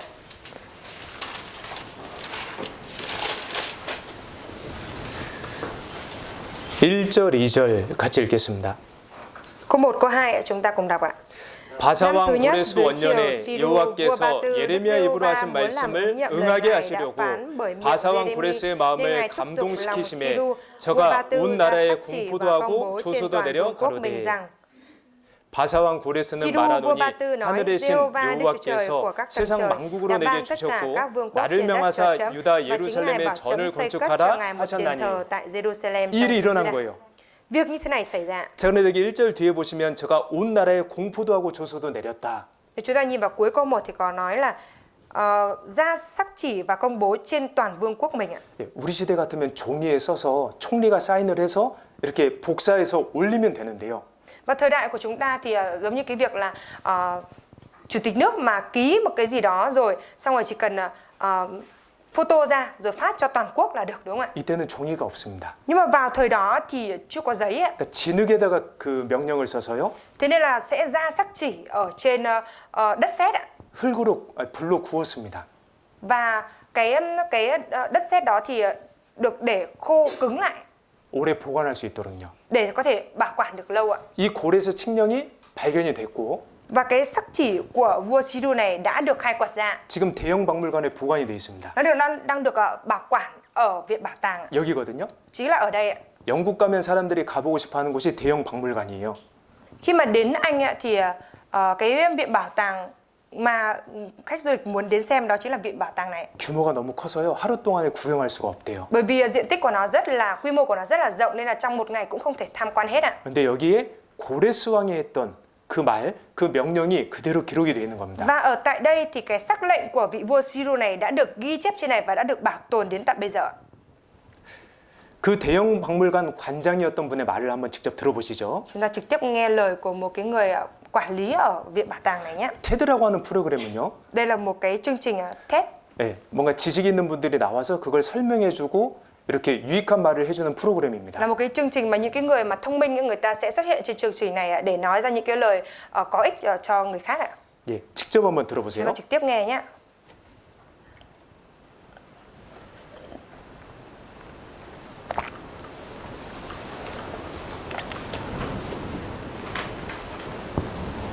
Nói về câu chuyện của một vật cụ thể này, nó là một vật đặc biệt ạ. Nó to ngang một quả bóng bầu dục. Nó được làm từ đất sét và có hình dạng là hình trụ. Có những dòng chữ được khắc lên và được nung khô dưới mặt trời. Và như các bạn có thể thấy, nó không còn được nguyên vẹn nữa. Không có gì ngạc nhiên cả, vì nó đã được tạo ra vào 2.500 năm trước, rồi được khai quật vào năm 1879. Và các bạn đều biết đại khái câu chuyện về vua Ben-Sassar, con trai của vua Nebuchadnezzar, người đã chinh phục Israel. Vua đã đánh bại và bắt giữ người dân. Sau đó, vua bắt những người Do Thái quay lại Babylon. Siru, vua Ba Tư, tiến vào xâm lược Babylon, khiến cho toàn bộ đế chế của Ben-Sassar sụp đổ. Việc xảy ra tiếp theo rất đáng chú ý. Đó là lúc hình trụ này xuất hiện trong câu chuyện. Siru, vua Ba Tư, tiến vào Babylon mà không hề có một trận đánh nào xảy ra. Và Siru đã làm một bản tuyên ngôn. Đó chính là hình trụ này.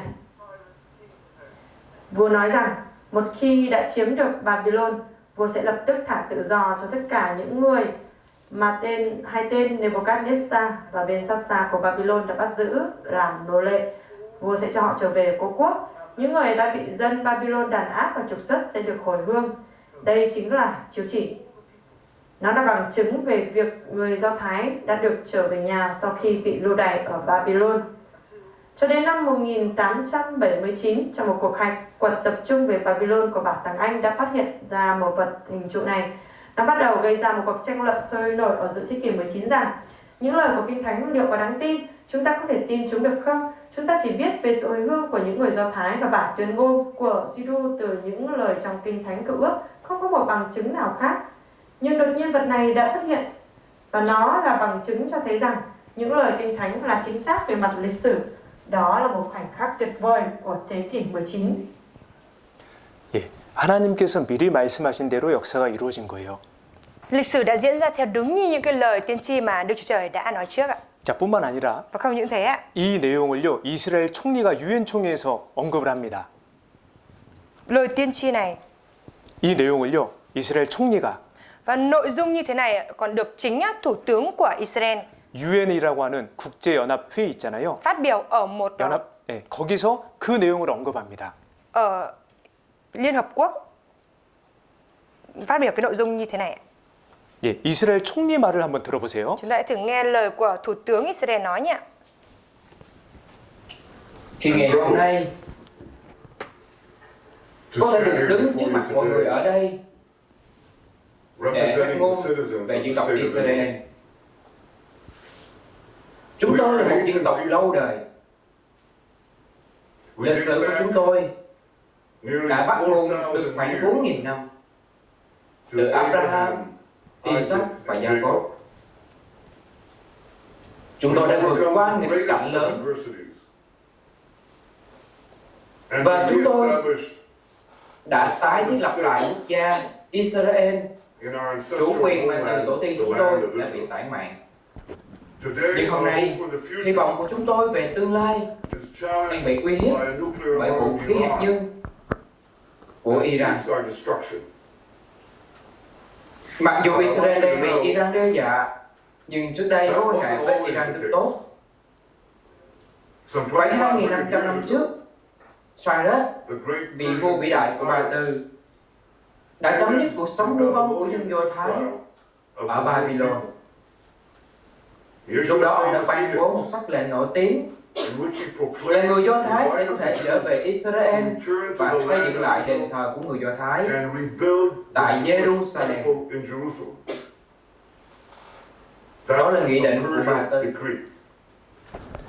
예, 역사적 사실입니다. Đây là sự thật về mặt lịch sử. 여러분 우리가 생각을 해보죠. Mọi người nghĩ mà xem ạ. 만약에 베트남에 Giả sử ở Việt Nam, 150년 전에 cách đây 150 năm trước, 누군가 말을 하는 겁니다. ai đó nói như thế này. 150년 뒤에 똘럼이라는 분이 공산당 서기장이 될 텐데 150 năm sau thì một vị tên là Tô Lâm sẽ trở thành tổng bí thư của Việt Nam. 그분이 베트남 행정구역을 통합하는 일을 할 것이다. Và vị ấy sẽ làm cái công việc là sáp nhập vào tất cả cái hành chính của Việt Nam ạ. 미리 그렇게 말을 하고 그대로 이루어졌다면 얼마나 이게 놀랄 일이에요. Nếu như mà cách đây 150 năm trước có một người đã nói như vậy và rồi việc xảy ra chính xác như thế vậy thì đáng kinh ngạc biết bao ạ. 그 일이 일어난 겁니다. Và tương tự như vậy cái việc như thế này đã xảy ra. 같이 읽겠습니다. Chúng ta cùng đọc câu này. Vua của 야곱의 왕이 Gia-cốp phán, 말하노니 hãy đưa ra lý lẽ của 너희는 các ngươi, 확실한 hãy để 증거를 chúng đến 보이라. gần và nói cho chúng ta 장차당할 biết 일을 điều 우리에게 sẽ xảy đến. 진술하라. Hãy nói cho chúng 장래사를 ta 보이며 biết những gì 후래사를 sắp xảy đến. 진술하라. Hãy nói 너희 những việc sẽ 신됨을 xảy đến 우리가 sau này 알리라. để chúng ta biết các ngươi là thần. 신이라고 한다면 Nếu như là thần 미래일, 장래사, 후래사를 진술할 수 있어야 합니다. thì cần phải nói cho biết trước được điều sẽ xảy đến, điều sắp xảy đến và điều sẽ xảy đến sau này. 그분이 하나님이십니다. Thì thần ấy đấy mới là thần ấy chính là Đức Chúa Trời. 여러분 성경은 사실이고 하나님은 살아계십니다. Thưa mọi người, sách Kinh Thánh là sự thật và Đức Chúa Trời có thật đấy ạ. 자, 그리고 또 이스라엘 민족을 통해 증거된 하나님 세 번째 복과 화입니다. Và cái điều thứ ba về việc Đức Chúa Trời được làm chứng qua dân tộc Israel đó chính là phước và hỏa. 예. 하나님은 하나님께 순종하는 자에게 복을 주시고요. Đức Chúa Trời Ngài sẽ ban phước cho những người nào vâng phục Ngài 불순종하는 사람들에게 징계를 하십니다. và Ngài sẽ trừng phạt những người nào không vâng phục Ngài 정신 차리도록요. để cho tỉnh táo lại 이 축복을 받게 해주시려고요. và để cho nhận được cái sự chúc phước này. 근데 끝까지 하나님을 등지게 되면 Nhưng mà nếu như cứ quay lưng lại với Đức Chúa Trời đến cùng 결국 하나님의 심판을 받게 됩니다. thì kết cục là sẽ bị Đức Chúa Trời phán xét ạ. 그러니까 하나님을 떠나는 거니까요. Và sẽ rời bởi vì đã lìa xa Đức Chúa Trời mà. 이 이스라엘 백성을 통해서 하나님이 얼마나 복과 화를 주실 수 있는 능력이 있으신지 보여주십니다. Và Đức Chúa Trời Ngài thông qua dân Israel để cho con người chúng ta thấy được rằng Đức Chúa Trời là đấng sẽ ban cho phước như thế nào và giáng họa như thế nào. 그러니까 이스라엘은 샘플 민족인 거예요. Thế nên là dân tộc Israel là giống như là một dân tộc mẫu vậy ạ. 자, 여기 앞에 보시겠습니다. Chúng ta có thể nhìn lên trên màn hình được không ạ? 아, 지금 여기 학생이 뭘 하고 있는 걸까요? Các em học sinh này bây giờ đang làm gì vậy ạ? 벌을 서고 있습니다. Đang bị phạt đấy ạ. 네. 왜냐하면 Bởi vì sao? 선생님이 이렇게 말씀하시는데 많이 떠들었거든요, 학생들이. Bởi vì thầy giáo thì đang giảng như vậy nhưng mà học sinh cứ làm ồn làm mất trật tự. 근데 다 혼내면 좀 학생들이 불쌍하잖아요. Nhưng mà nếu như mà mắng hết tất cả mấy đứa học sinh như vậy thì thấy tội nghiệp. 그래서 대표로 한 명을 이제 이렇게 앞으로 부른 겁니다. Thế là phạt mẫu một đứa lên trên này như thế này. 갑자기 학생들의 집중력이 너무 좋아졌어요. Và bây giờ thì đột nhiên bọn học sinh mấy đứa còn lại thì rất là tập trung ạ. 자, 그러면 선생님은 왜 이렇게 학생에게 벌을 줬을까요? Nếu vậy thì tại sao thầy giáo lại xử phạt các em học sinh như vậy? 1. Thứ nhất, 학생을 미워해서. bởi vì ghét học sinh. 2. 학생을 사랑해서. Thứ hai, bởi vì thương học sinh ạ. 몇 번이에요? Mấy ạ? 네, 맞습니다. đúng rồi. 사랑입니다. Bởi vì yêu thương ạ. 사랑하니까 관심을 가지고요. Bởi vì thương nên mới quan tâm ạ. 사랑하니까 잘못됐을 때 매를 드는 겁니다. Bởi vì thương nên là khi mà mắc lỗi lầm thì mới đánh đòn như vậy. 사랑하지 않으면 그냥 무시합니다. Nếu như không yêu thương ạ thì không quan tâm luôn ạ. 관심을 꺼버립니다. Không quan tâm đến luôn ạ. 여기 있는 이 학생을 이스라엘이라고 할 수 있습니다. Và chúng ta có thể gọi em học sinh đang bị phạt này là Israel. 나머지 앉아있는 학생들은 이스라엘을 제외한 모든 민족이라고 할 수 있어요. Còn những em học sinh đang ngồi bên dưới còn lại đấy là những dân tộc khác không phải là dân Israel. 선생님에게 혼나는 이스라엘을 보면서 Khi mà nhìn thấy em học sinh đang bị thầy phạt như thế này, 하나님께 khi mà nhìn thấy Israel bị Đức Chúa Trời trừng phạt như vậy, 예, 실제로 하나님이 살아계시다라는 걸 알 수 있는 거예요. thì những dân tộc khác có thể biết được rằng Đức Chúa Trời là có thật.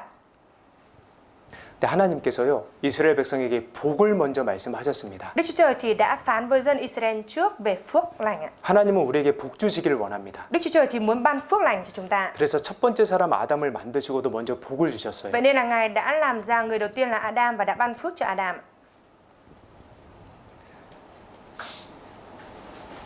읽어주십시오. Để Ngài làm cho anh em được khen ngợi danh tiếng và tôn trọng vượt trên mọi dân tộc mà Ngài đã tạo dựng. 여기서 아nem은 이스라엘입니다. Anh em ở đây là Israel. 하나님께서 이스라엘을 이렇게 하실 것이다. Đức Chúa Trời Ngài sẽ làm cho dân Israel được như thế này. 모든 민족에게 뛰어나게 하실 것이다. Trội vượt trên mọi dân tộc ạ. 예, 이런 능력이 있으시다는 거예요. Tức là Đức Chúa Trời Ngài là đấng có quyền năng như vậy. 자, 그런데 이 신명기는 언제 기록이 됐냐면요. Mà sách Phục truyền luật lệ ký đã được ghi chép từ khi nào ạ? 아까 그 출애굽 사건이 있었잖아요.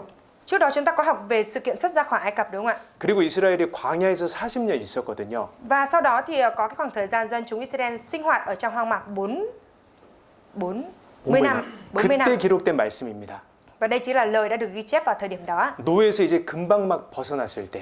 Là cái thời điểm mà mới thoát ra khỏi cái ách nô lệ chưa được bao lâu ạ. 근데 나중에 시간이 되면 Nhưng mà sau này khi thời gian đã qua đi ạ, 너희는 모든 민족 중에 뛰어나게 될 것이다. thì các con sẽ trở nên một dân tộc vượt trội trên mọi dân tộc khác ạ. 하나님께서 능력으로 그렇게 하신다는 것이죠. Đức Chúa Trời Ngài sẽ dùng quyền năng của Ngài để làm cho dân Israel thành như vậy. 이스라엘이 모든 민족에서 뛰어나게 되었다. 어떻게 할 수 있을까요? Làm thế nào để chúng ta có thể biết được rằng dân Israel đã trội vượt trên mọi các dân tộc khác ạ? 그 중에 하나가 노벨상입니다. Một trong những cái điều đó chính là giải Nobel ạ. 네, 읽어주십시오. Chiếm 0,2 dân số, tại sao người Do Thái ẵm nhiều giải Nobel nhất thế giới? 예, 노벨상은 그 각 영역에서 가장 뛰어난 성과를 거둔 사람들이 받는 상이에요. 그해. Giải Nobel là giải mà người nào đó đạt được cái thành tựu, thành công lớn nhất ở trong một cái lĩnh vực nào đó thì sẽ nhận được cái giải Nobel này. 이스라엘 사람들이 세계 인구의 0.2%를 차지했다면요. Bởi vì dân chúng Israel chỉ chiếm 0,2 dân số thế giới 그러면 노벨상 수상자도 0.2% 정도 맞거든요. thì đáng ra là số người nhận giải Nobel của họ phải là chiếm 0,2% mới đúng, đúng không ạ? 근데 22%예요. Nhưng mà họ lại chiếm đến 22% ạ. 여러분 세계 1등이 결코 쉽지 않습니다. Thưa mọi người, cái việc mà đứng đầu thế giới ấy, tuyệt đối không phải là một việc dễ ạ. 미딩에 있는 초등학교에서 1등하기 쉽지 않잖아요. Để mà đứng đầu được trong số các học sinh cấp 1 ở Mỹ Đình này cũng không phải là một việc dễ ạ. 어렵죠? Khó đúng không ạ? 다 해보신 듯한 눈빛이십니다. Ở đây ánh mắt của mọi người giống như kiểu là mình đã từng đạt rồi ấy. 근데 하노이 1등하기는 더 어렵습니다. Thế mà để đứng đầu được ở Hà Nội này thì còn 베트남 khó hơn. 1등은요? Rồi đứng đầu Việt Nam thì sao ạ? 세계 1등은요? Đứng đầu thế giới ấy, 그렇게 어려운 거예요. nó là một điều khó như vậy đấy ạ. 근데 유대인들 22%. Mà dân Do Thái lại chiếm đến 22%. 아니 왜 유대인들은 왜 그렇게 많은 노벨상을 받는 것인가? Ôi, vì sao người Do Thái giành nhiều giải Nobel nhất toàn cầu? 하나님께서 그 지혜를 넣어주셨습니다. Bởi vì Đức Chúa Trời đã ban cho họ cái sự khôn ngoan như vậy.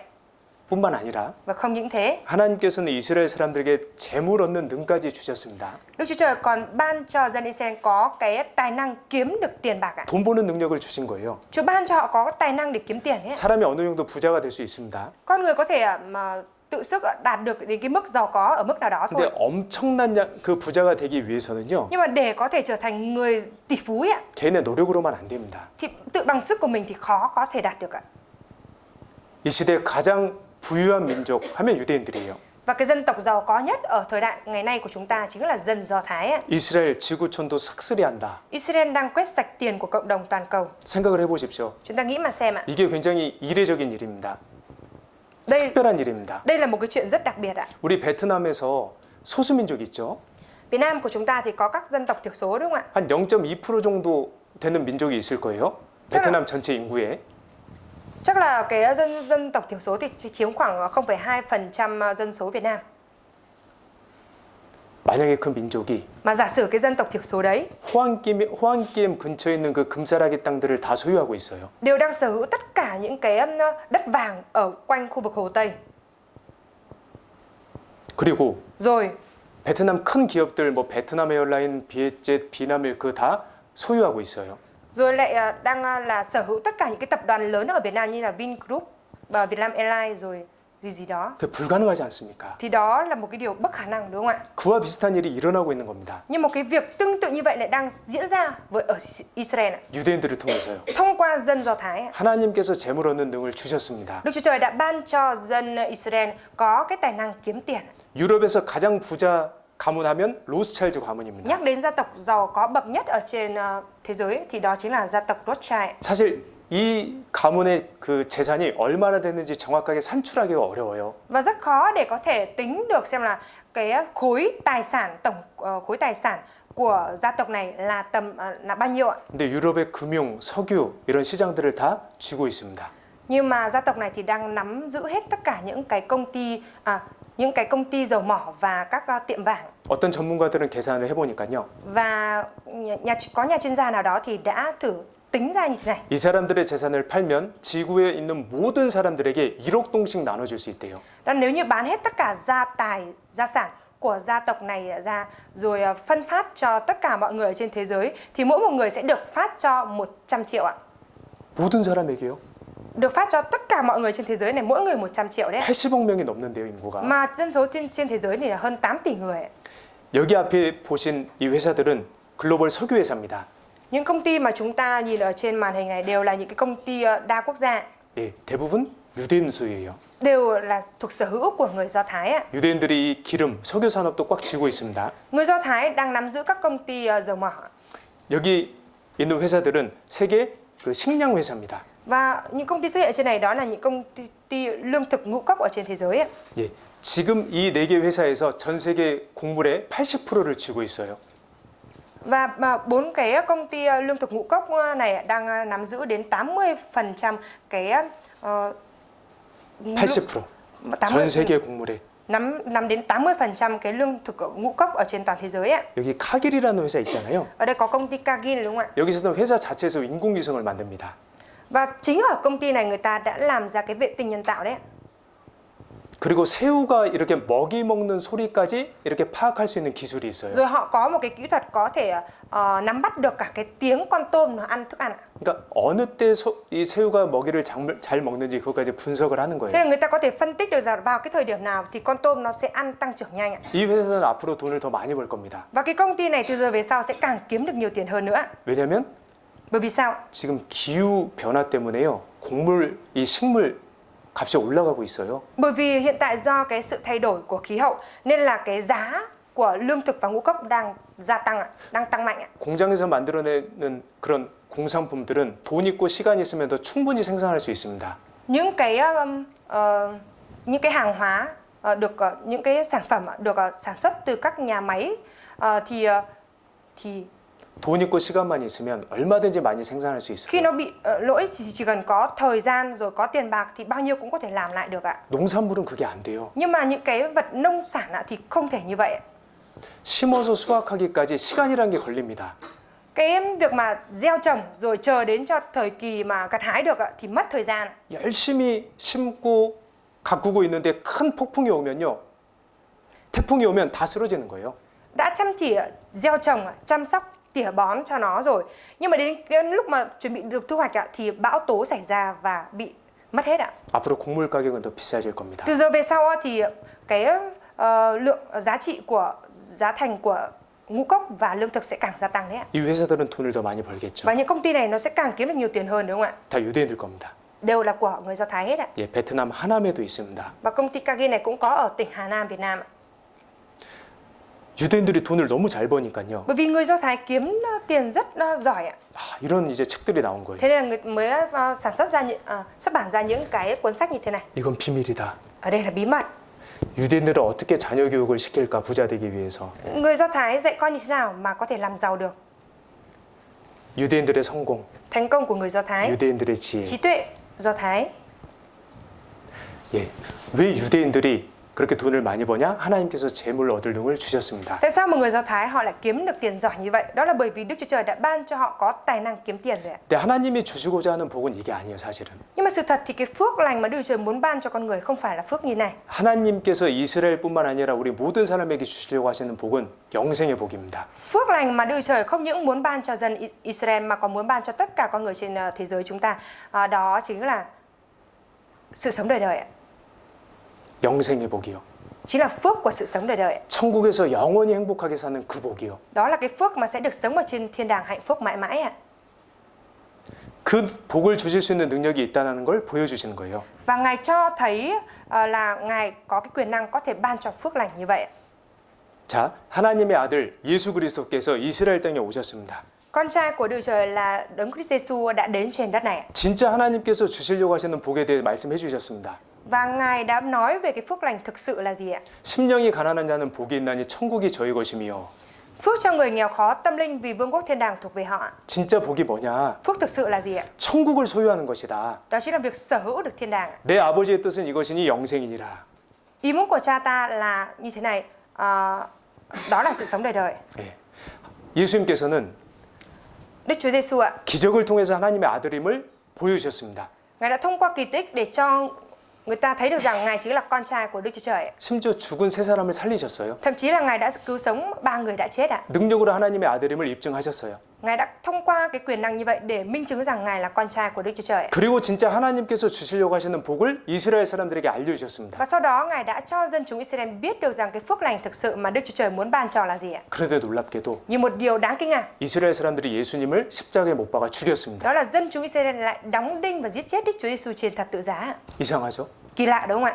하나님의 백성 이스라엘 백성들이 예수님을 하나님의 아들을 못 박아 죽였습니다. Dân chúng Israel là dân mà Đức Chúa Trời đã chọn lựa như vậy, lại đóng đinh và giết chết chính Đức Chúa Giêsu, con trai của Đức Chúa Trời. 그 이유가 무엇일까? Lý do đó là gì ạ? 이게 정말 중요합니다. Điều này thực sự quan trọng ạ.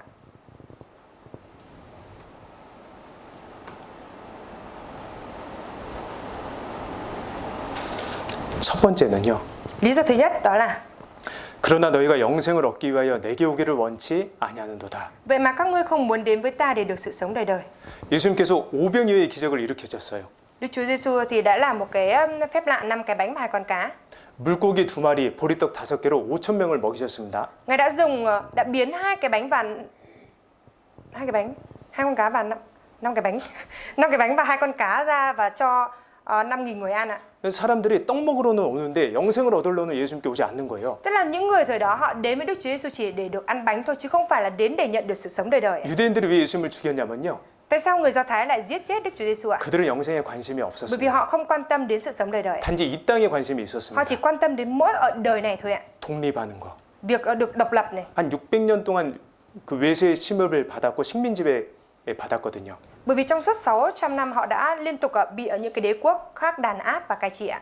영생 관심 없습니다. Họ không quan tâm đến sự sống đời đời đâu. 지금 중요한 게 지금 현재가 그들에게 중요했습니다. Đối với họ thì cái hiện thực hiện tại mới là quan trọng. 잘 먹고 잘 사는 거. Chỉ cái việc là ăn sung mặc sướng. 지금도 그렇습니다. Bây giờ cũng như vậy. 하나님 믿는 사람들 중에도 그런 사람들이 많습니다. Kể cả trong số những người tin Chúa cũng có nhiều người như vậy.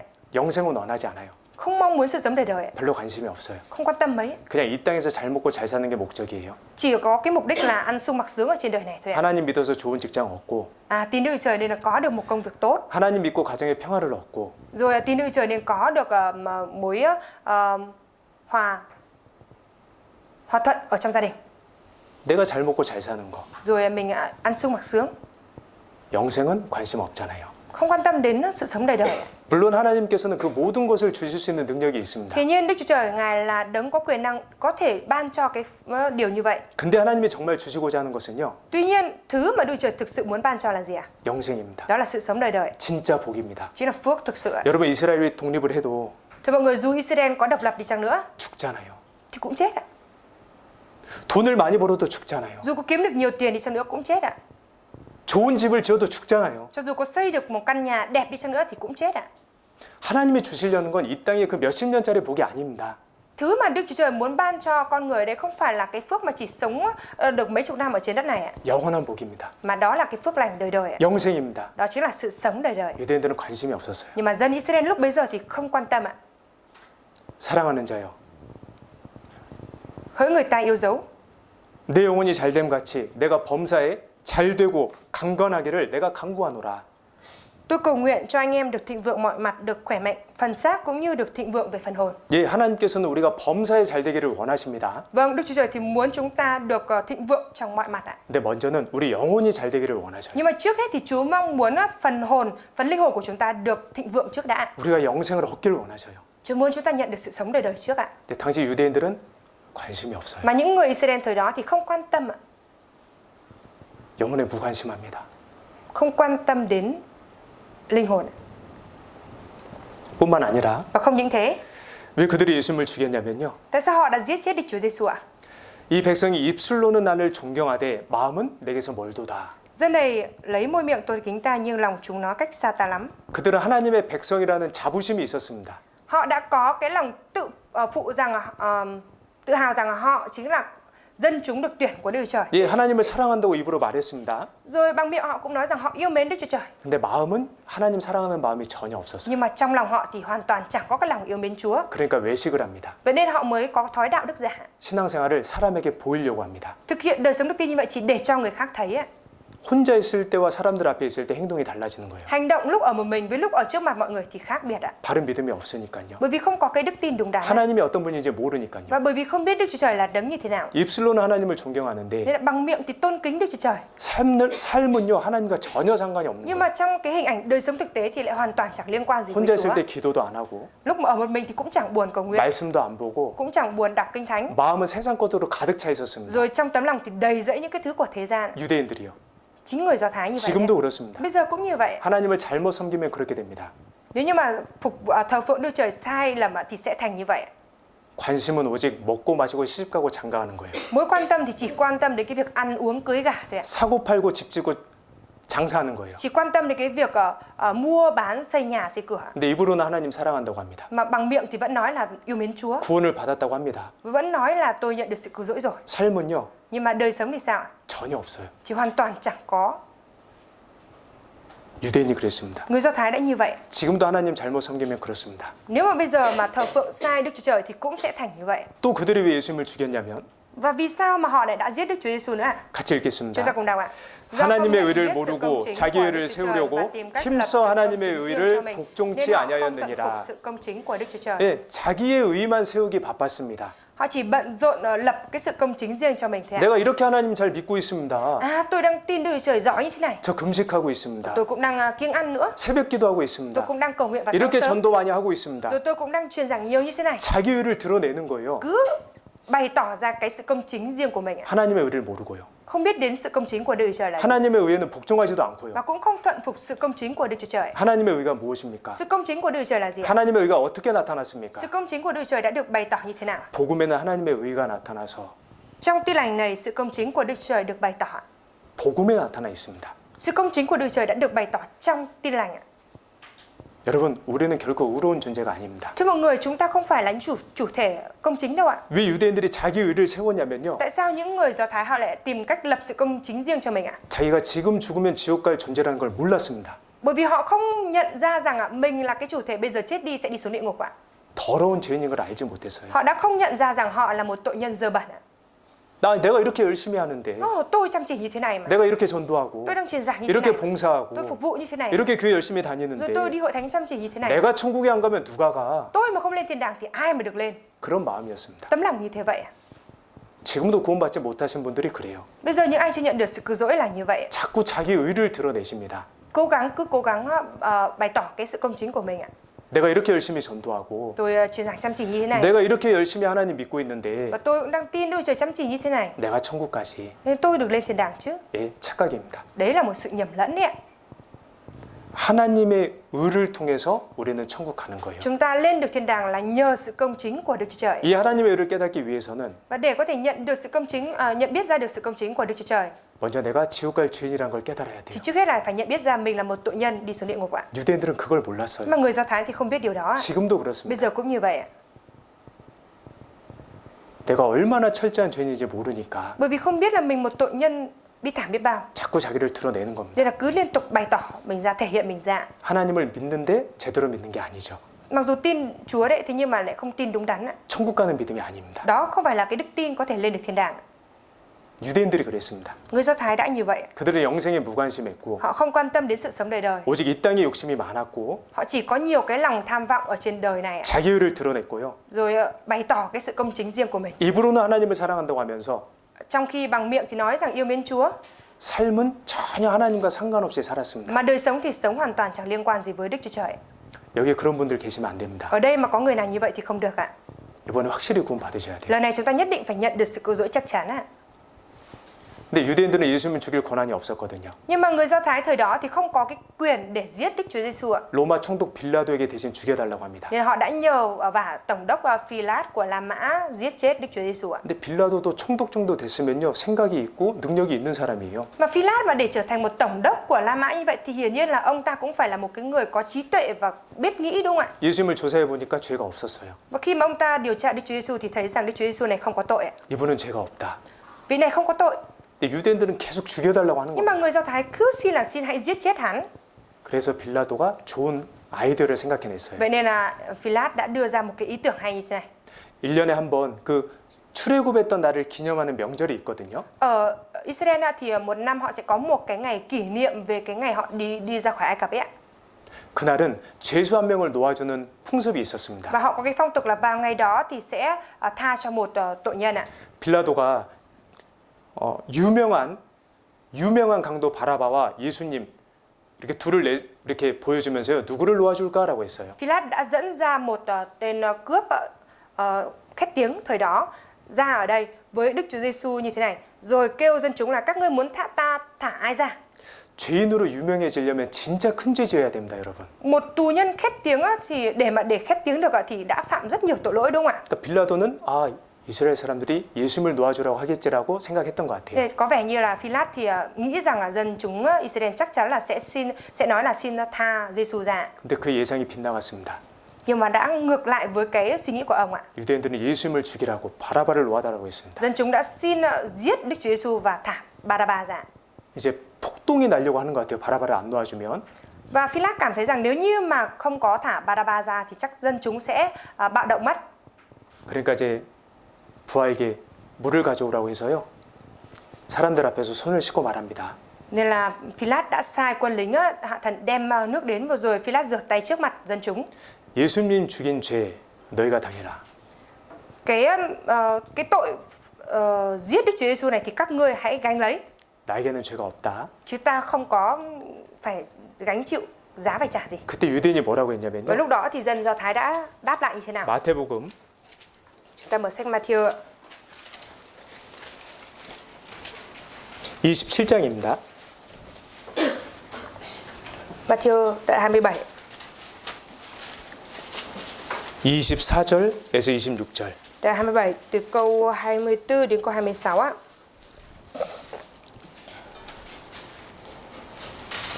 마태복음 27장 24절로 26절. Matthew đoạn 27 từ câu 24 đến câu 26. 빌라도가 아무 효용도 없이 도리어 밀란이 나려는 것을 보고 물을 가져다가 무리 앞에서 손을 씻으며 가로되 이 사람의 예수님의 피에 대하여 나는 무죄하니 너희가 당하라. Vì vậy khi Philát thấy mình chẳng làm được gì, lại còn có thể nảy sinh bạo động, nên lấy nước và rửa tay trước dân chúng rồi nói: ta vô tội về huyết của người này, đó là việc của các ngươi. 25절 같이 읽겠습니다. Câu 25 chúng ta cùng đọc ạ. Cả dân 백성이 chúng 다 đều trả lời, 대답하여 xin 가로되 huyết của 그 nó đổ 피를 trên chúng 우리와 tôi 우리 và con cháu 자손에게 chúng tôi. 돌릴지어다 하거늘 이 바라바는 저에게 놓아주고 예수는 채찍질하고 십자가에 못 박히게 넘겨주니라. Vậy Philát tha Baraba cho họ và đánh đòn Đức Chúa Giêsu rồi giao ngài để đóng đinh vào thập tự giá. 사람들 앞에서도 말은 조심해야 되잖아요. Trước mặt con người chúng ta cũng cần phải thận trọng trong lời nói đúng không ạ? 하나님 앞에서는 말을 더 조심해야 합니다. Thế thì vậy thì trước mặt Đức Trời thì càng phải thận trọng trong lời nói hơn nữa ạ. 그 피를 예수님 죽인 그 피값을 우리와 우리 자손들에게 돌릴지어다. Xin huyết của nó, tức là xin cái giá phải trả cho tội giết Đức Chúa Giêsu đó đổ trên chúng tôi và con cháu chúng tôi. 그러니까 그들이 끝까지 하나님의 뜻을 거절했습니다. Dân Israel họ đến cùng họ đã từ chối ý muốn của Chúa. 예수님의 이름의 뜻이 구원이에요. Ý 영생입니다. nghĩa tên của Đức Chúa Giêsu đó chính là sự cứu rỗi, là sự sống đời đời. 영생을 버린 거예요. Nhưng mà họ đã chối bỏ sự sống đời đời. 그 결과 Và kết quả là gì ạ? 그들이 이 땅에서 정말 지옥을 경험합니다. Và hậu quả đó là họ đã nếm trải vị địa ngục ở trên chính đất này ạ. 근데 오해하지 마십시오. Mà chúng ta đừng hiểu lầm nhé. 예수님께서 힘이 없어서 그렇게 돌아가신 게 아닙니다. Không phải là do Đức Chúa Giêsu không có sức gì mà ngài chết như thế vậy đâu ạ. 예수님이 이 모든 상황을 미리 아셨고요. Đức Chúa Giêsu đã biết trước hết mọi hoàn cảnh như vậy. 이 일을 통해서 모든 사람의 죄를 용서하시는 일을 이루셨습니다. Và ngài đã thông qua cái việc này để hoàn tất công việc cứu rỗi tất cả con người ạ. 그 피를 우리와 우리 자손들에게 돌릴지어다. Xin huyết của nó đổ trên chúng tôi và con cháu chúng tôi. 그들은 성경에 기록된 대로 저주를 받았어요. Và họ đã chịu cái sự nguyền rủa theo đúng như lời Kinh Thánh đã ghi chép ạ. 영생을 거절한 대가입니다. Đây là cái giá phải trả cho việc từ chối sự sống đời đời. 우리 자손이라고 했죠. Chúng tôi, rồi họ xưng là con cháu chúng tôi nữa. 우리라고 했던 사람들 110만 명이 무자비하게 죽었고요. Những người tự xưng là chúng tôi đó thì 1,1 triệu người đã bị giết hại. 우리 자손 유대인들이 2000년 동안 비참한 생활을 했습니다. Còn con cháu của họ thì đã bị phân tán trong 2000 năm ạ. AD 70년에 로마 군이 예루살렘 성을 쳐들어왔습니다. Và năm 70 sau công nguyên thì hoàng đế của La Mã đã tấn công thành Jerusalem. 로마 군대가 쳐들어왔어요.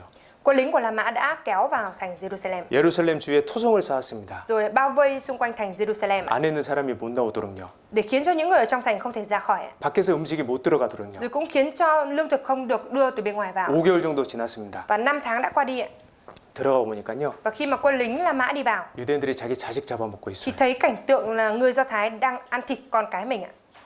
로마 장군 타이터스 깜짝 놀랐습니다. Và tướng quân của La Mã là Titus đã giật mình ạ. 야 양마의 자식들. Ôi, những cái kẻ dã man độc ác này. 예, 100만 명 죽였습니다. Và họ đã giết chết 1,1 triệu người Do Thái ạ. 이 일이 성경에 미리 기록이 돼 있어요. Và việc này đã được tiên tri trước ở trong sách Kinh Thánh rồi. 그러니까 하나님은 이스라엘 백성들이 이런 저주를 받기 원하지 않으셨습니다. Đức Chúa Trời thì không mong muốn dân Israel chịu những cái sự nguyền rủa như thế này. 그러니까 경고 메시지를 계속 보내셨거든요. Vậy nên là Ngài đã liên tục gửi đi những cái tin cảnh báo ạ.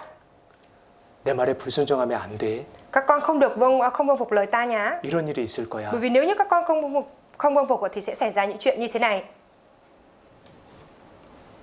여러분 청부 살인자들은 결코 미리 예고를 하고 사람을 죽이지 않습니다. Thưa mọi người, những cái người mà giết thuê ấy, người ta sẽ không có cảnh báo trước rồi người ta giết đâu ạ. 바로 죽이면 돼요. Mà giết luôn ạ. 심판이 목적이었다면 하나님께서 굳이 이렇게 미리 말씀 안 하십니다. Nếu như sự phán xét là mục đích thì Đức Chúa Trời không nhất thiết phải nói như trước như thế này. 읽어주세요. Trong khi bị vây hãm và bị quần thù làm cho túng thế cùng đường, anh em sẽ ăn bông trái của thân thể mình, tức là ăn thịt con trai con gái mà Giê-hô-va Đức Chúa Trời ban cho anh em. 예, 이 일이 있기 약 한 1500년 전에 기록된 성경입니다. Đây là sách Kinh Thánh đã được ghi chép trước cái sự kiện này diễn ra 1.500 năm ạ. 실제로 유대인들이 자기 자식 잡아먹었어요. Và trên thực tế thì người Do Thái họ đã giết thịt con cái mình để ăn ạ. 예, 요세푸스라고 하는 사람 역사가가 쓴 책에도 기록돼 있습니다. Và cái nội dung đó cũng đã được ghi chép ở trong Chiến sử Israel do một nhà sử học Josephus ghi chép ạ. 예, 로마의 개선문인데요. Đây chính là cái khải hoàn môn ở Rome. 그 당시 예루살렘 전투 승리를 기념해서 지은 개선문입니다. Đây là một cái khải hoàn môn mà người ta xây dựng lên như vậy để kỷ niệm cái cuộc chiến đánh thắng thành Jerusalem. 이 안쪽에 보시면요. Và chúng ta nhìn ở mặt bên trong ấy, 여기 촛대가 있는데요. thì sẽ thấy là có cái hình của chân đèn. 이게 이스라엘 사람들이 하나님을 섬길 때 쓰던 촛대입니다. Chân đèn này chính là cái chân đèn được người Do Thái sử dụng khi thờ phượng Đức Chúa Trời. 금으로 됐어요. 금. Nó được làm bằng vàng ạ. 요즘 또 금값 비싸잖아요. Mà gần đây thì giá vàng đắt đúng không ạ? 네, 이걸 가져가는 로마로 가져가는 모습을 이렇게 새겨 놓은 거예요. Họ đã khắc lại cái hình ảnh mà quân La Mã đã chiếm được cái lợi phẩm này đem về. 네, 여기 금촛대 여기 이스라엘 총리 뒤에 보이시죠? Chân đèn bằng vàng này, ở đằng sau thủ tướng của Israel có cái biểu tượng đấy đúng không ạ? 이스라엘을 상징하는 겁니다. Nó chính là biểu tượng của Israel ạ. 그리고 우리 자손 Rồi con cháu chúng tôi. 시간이 없으니까 간단하게만 살펴보면요. Bởi vì không có thời gian nên là chúng ta sẽ tìm hiểu đơn giản thôi nhé. 읽어주세요. Anh em sẽ bị trục xuất khỏi xứ mà anh em sắp vào chiếm hữu. Đức Giê-hô-va sẽ phân tán anh em giữa mọi dân tộc từ đầu này cho đến cuối đầu kia của địa cầu. 너희가 하나님께 끝까지 불순종하면 Nếu như mà các ngươi đến cùng vẫn không vâng phục Đức Chúa Trời, 너희가 들어갈 그 땅에서 뽑힐 것이고 흩어질 것이다. thì các ngươi sẽ bị trục xuất và bị phân tán ra khỏi vùng đất mà các ngươi sẽ đi vào. 한 두 나라에 흩어지는 게 아니라 Không phải là bị phân tán ra một hai quốc gia, 만민 중에 너희로 흩어질 것이다. mà sẽ bị phân tán ra giữa mọi dân tộc ạ. 세상 이 끝에서 저 끝까지 Từ đầu này cho đến cuối đầu kia của địa cầu ạ. 하나님의 예언은 굉장히 자세하죠. Lời tiên tri của Đức Chúa Trời thì rất là chi tiết đúng không ạ? 이 말씀대로요. Và theo đúng như lời Kinh Thánh này, 유대인들이 약 130여 개국에 이렇게 흩어졌습니다. thì dân chúng Israel đã bị phân tán ra khoảng 135 quốc gia. 130개국이요. 130여 개국. 130 quốc gia trên thế giới ấy. 뿐만 아니라 가는 không như 곳마다 thế. 학살을 당했어요. Không như thế, mỗi nơi họ đến thì họ đều bị thảm sát ạ. 내가 너희를 열방 중에 흩을 것이요. Ta sẽ phân tán các con khắp các dân 내가 칼을 빼어 너희를 따르게 하리라. và rút gươm ra truy đuổi các con. 칼이 계속 따라온다는 겁니다. Gươm cứ liên tục bị đi truy đuổi ạ. 죽음의 위협이 있다는 거예요. Điều đó có nghĩa là cái chết luôn uy hiếp ở ngay bên cạnh đúng không ạ? 가장 최근 역사만 살펴봐도요. 2차 세계대전 때 600만 명이 Chúng 죽었습니다. ta xét về cái lịch sử gần đây nhất, đó là trong Thế chiến thứ hai thì 6 triệu người Do Thái đã bị giết hại. 야, 참 무섭죠. Thực sự rất là đáng sợ đúng không ạ? 그들이 예수님 구원을 배척한 결과입니다. Đây chính là cái hậu quả mà họ đã từ chối và chống nghịch Đức Chúa Giêsu ạ. 하나님의 사랑을 배척한 결과입니다. Đấy chính là hậu quả phải gánh chịu khi mà từ chối tình yêu thương của Đức Chúa Trời. 하나님의 은혜를 거절한 결과입니다. Đó chính là cái hậu quả khi mà từ chối ân điển của Đức Chúa Trời. 그들이 어떻게 학살당할 건지도 자세히 기록이 되어 있는데 Trong sách 예언으로 Kinh Thánh thì cũng đã tiên tri trước cụ thể về cái việc mà họ sẽ bị giết hại như thế nào. 또 내 옷을 벗기며 내 장식품을 빼앗을지라. Chúng lột áo quần ngươi và cướp lấy đồ trang trí ngươi. 유대인들 포로 수용소 끌려가면 이렇게 옷을 벗겨버렸습니다. Khi mà người Do Thái bị bắt đến trại tập trung thì họ bị lột hết quần áo như thế này. 이런 민족이 없어요. Trước đó không có một cái dân tộc nào như thế này. 시신들인데 다 옷을 벗고 있습니다. Đây toàn là những cái xác đã chết rồi, toàn là trần truồng đúng không ạ? 옷이 벗겨진다라는 말씀도 그대로 이루어졌어요. Và mọi việc đã diễn ra theo đúng như lời Kinh Thánh tiên tri rằng họ bị lột áo quần. 장신구도 빼앗겠다 그랬는데요. 이게 금괴입니다. 금괴. Và trong sách Kinh Thánh thì có tiên tri rằng họ sẽ bị lột hết đồ trang sức ạ. Đây là cái thỏi vàng ạ. 유대인들의 그 금리를 뽑아서 만든 금괴입니다. Là cái thỏi vàng được làm từ những cái răng vàng mà họ đã nhổ từ răng vàng của người Do Thái ấy. 옷이고요. Đây là quần áo, 신발, giày dép, 안경. kính. 너무 비참합니다. Thực sự rất là bi thảm. 한번 영상을 Chúng ta 보겠습니다. xem một đoạn video ở đây nhé. Phóng trại tù Auschwitz vào đầu năm 1945, Phòng quân Liên Xô đã tìm thấy rất nhiều đồ dùng của trẻ em và hàng núi giày dép, vali, quần áo của những người tù. Chủ nhân của những đồ vật này không còn nữa. Trong hơn 3 năm, có tới 1.600 chuyến tàu đưa hơn 4 triệu người Do Thái tới các trại tập trung, nơi mà họ được hứa hẹn có cuộc sống tốt đẹp hơn. Họ đưa đoàn tàu 60 toa đến, đẩy người Do Thái lên. Bạn không thể tưởng tượng được những chuyện gì diễn ra ở đó đâu. Người Do Thái bị cưỡng hiếp, cướp của và giết.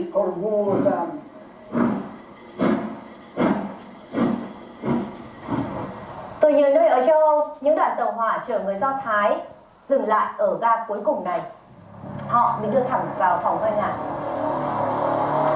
Phía bên trong tòa nhà này là phòng hơi ngạt. Từ ô cửa hình vuông này, khí độc Zyklon B đã được xả xuống, giết chết những tù nhân chen chúc nhau. Ngay ở gian phòng bên cạnh là lò thiêu xác.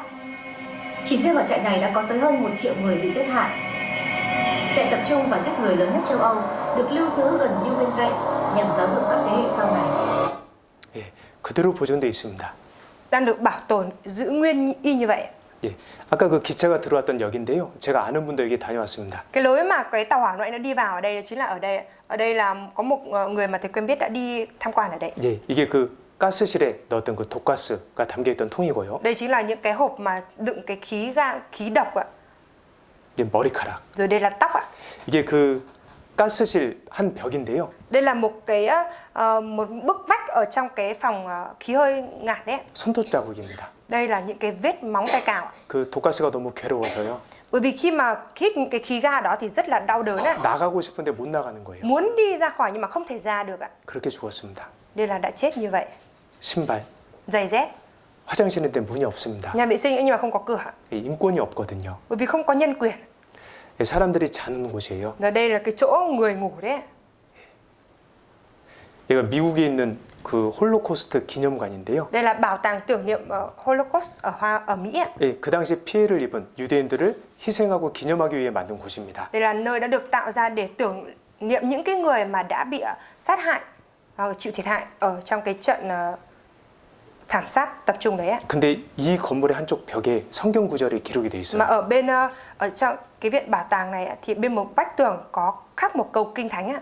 예, 우리가 처음에 보았던 너희는 나의 증인이다. Chính là cái câu kinh thánh đầu tiên trong đầu bài giảng chúng ta đã đọc đấy ạ. Các con là nhân chứng của ta. 예, 이스라엘은 하나님 살아계심을 증거합니다. Dân Israel đã làm chứng về Đức Chúa Trời có thật ạ. 이게 우리에게 어떤 의미가 있을까요? Và điều này thì có ý nghĩa gì đối với chúng ta? 우리가 어떤 교훈을 받아야 될까요? Và chúng ta cần phải rút ra bài học gì ạ? 푸른 나무에게 이같이 하거든 마른 나무에는 어떻게 되리요 하시니라. Vì nếu cây xanh mà người ta còn đối xử như thế thì cây khô sẽ ra sao? 푸른 나무는 이스라엘이고 마른 나무는 이방인들이에요. 이스라엘을 제외한 모든 민족입니다. Cây xanh là Israel, còn cây khô ở đây là ám chỉ dân ngoại, tức là ngoài dân Israel ra ấy. 하나님께서 이스라엘을 통해서 보여주셨습니다. Và Đức Chúa Trời Ngài đã thông qua Israel để cho thấy như thế này. 영생을 거절하면 Nếu như các ngươi từ chối sự sống đời đời 얼마나 큰 형벌을 받을 건지 미리 보여주신 거예요. thì các ngươi sẽ phải chịu cái hình phạt như thế nào? Chúa đã cho thấy trước ạ. 푸른 나무가 잘 탈까요? 마른 나무가 더 잘 탈까요? Cây xanh dễ cháy hơn này hay là cây khô dễ cháy hơn à? 마른 나무입니다. Cây khô dễ cháy hơn đúng không ạ? 그러니까 유대인들은요.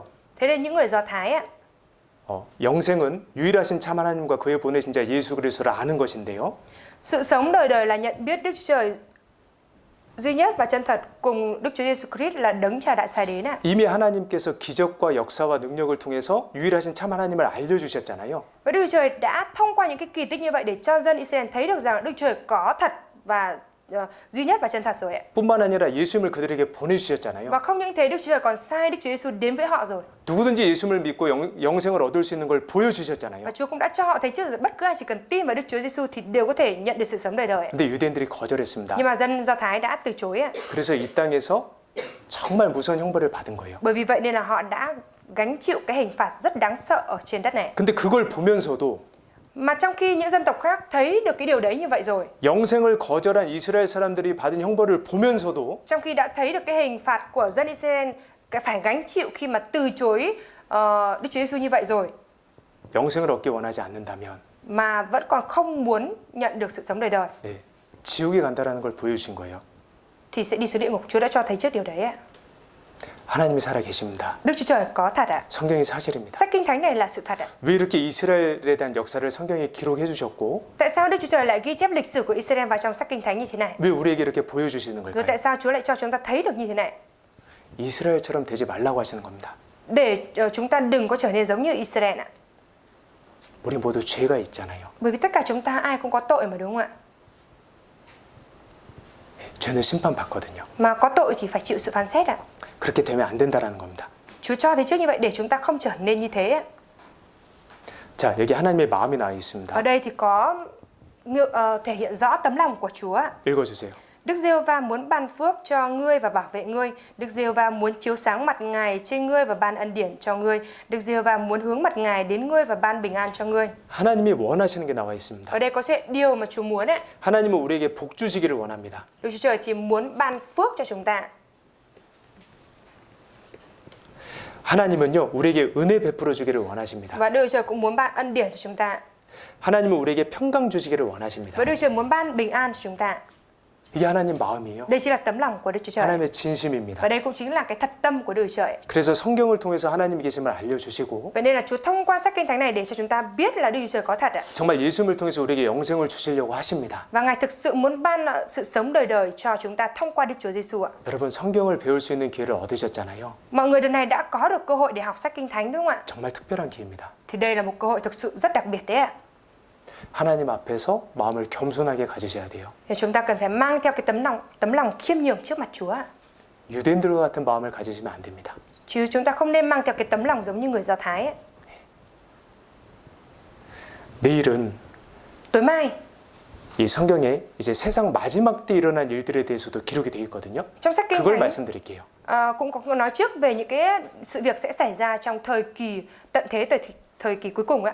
Và tối mai thì thầy sẽ chia sẻ về những cái điều đó ạ. 예, 성경은 배우면 배울수록 놀라운 책입니다. Kinh Thánh là cuốn sách càng học chúng ta càng cảm thấy ngạc nhiên ạ. 거짓은 확인하면 확인해 볼수록 거짓이라는 게 드러납니다. Cái điều gì mà giả dối thì càng kiểm tra, càng kiểm chứng thì càng lộ lòi ra cái giả dối đúng không ạ? 진실은요. Nhưng mà sự thật thì sao ạ? 확인하면 확인할수록 더 명백해져요. Càng kiểm chứng, càng kiểm tra bao nhiêu thì càng trở nên minh bạch bấy nhiêu ạ. 성경이 그렇습니다. Kinh Thánh là như vậy. 기도하고 Chúng ta 마치겠습니다. cùng cầu nguyện và kết thúc ạ.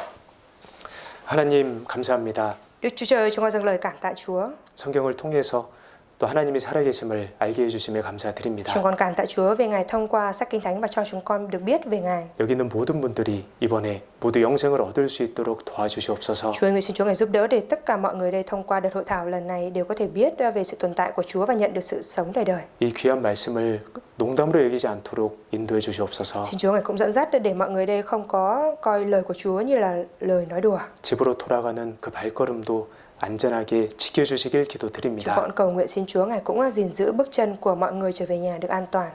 예수님 이름으로 기도드렸습니다. Chúng con thành tâm cầu nguyện nhân danh Đức Chúa Giêsu Christ. Amen.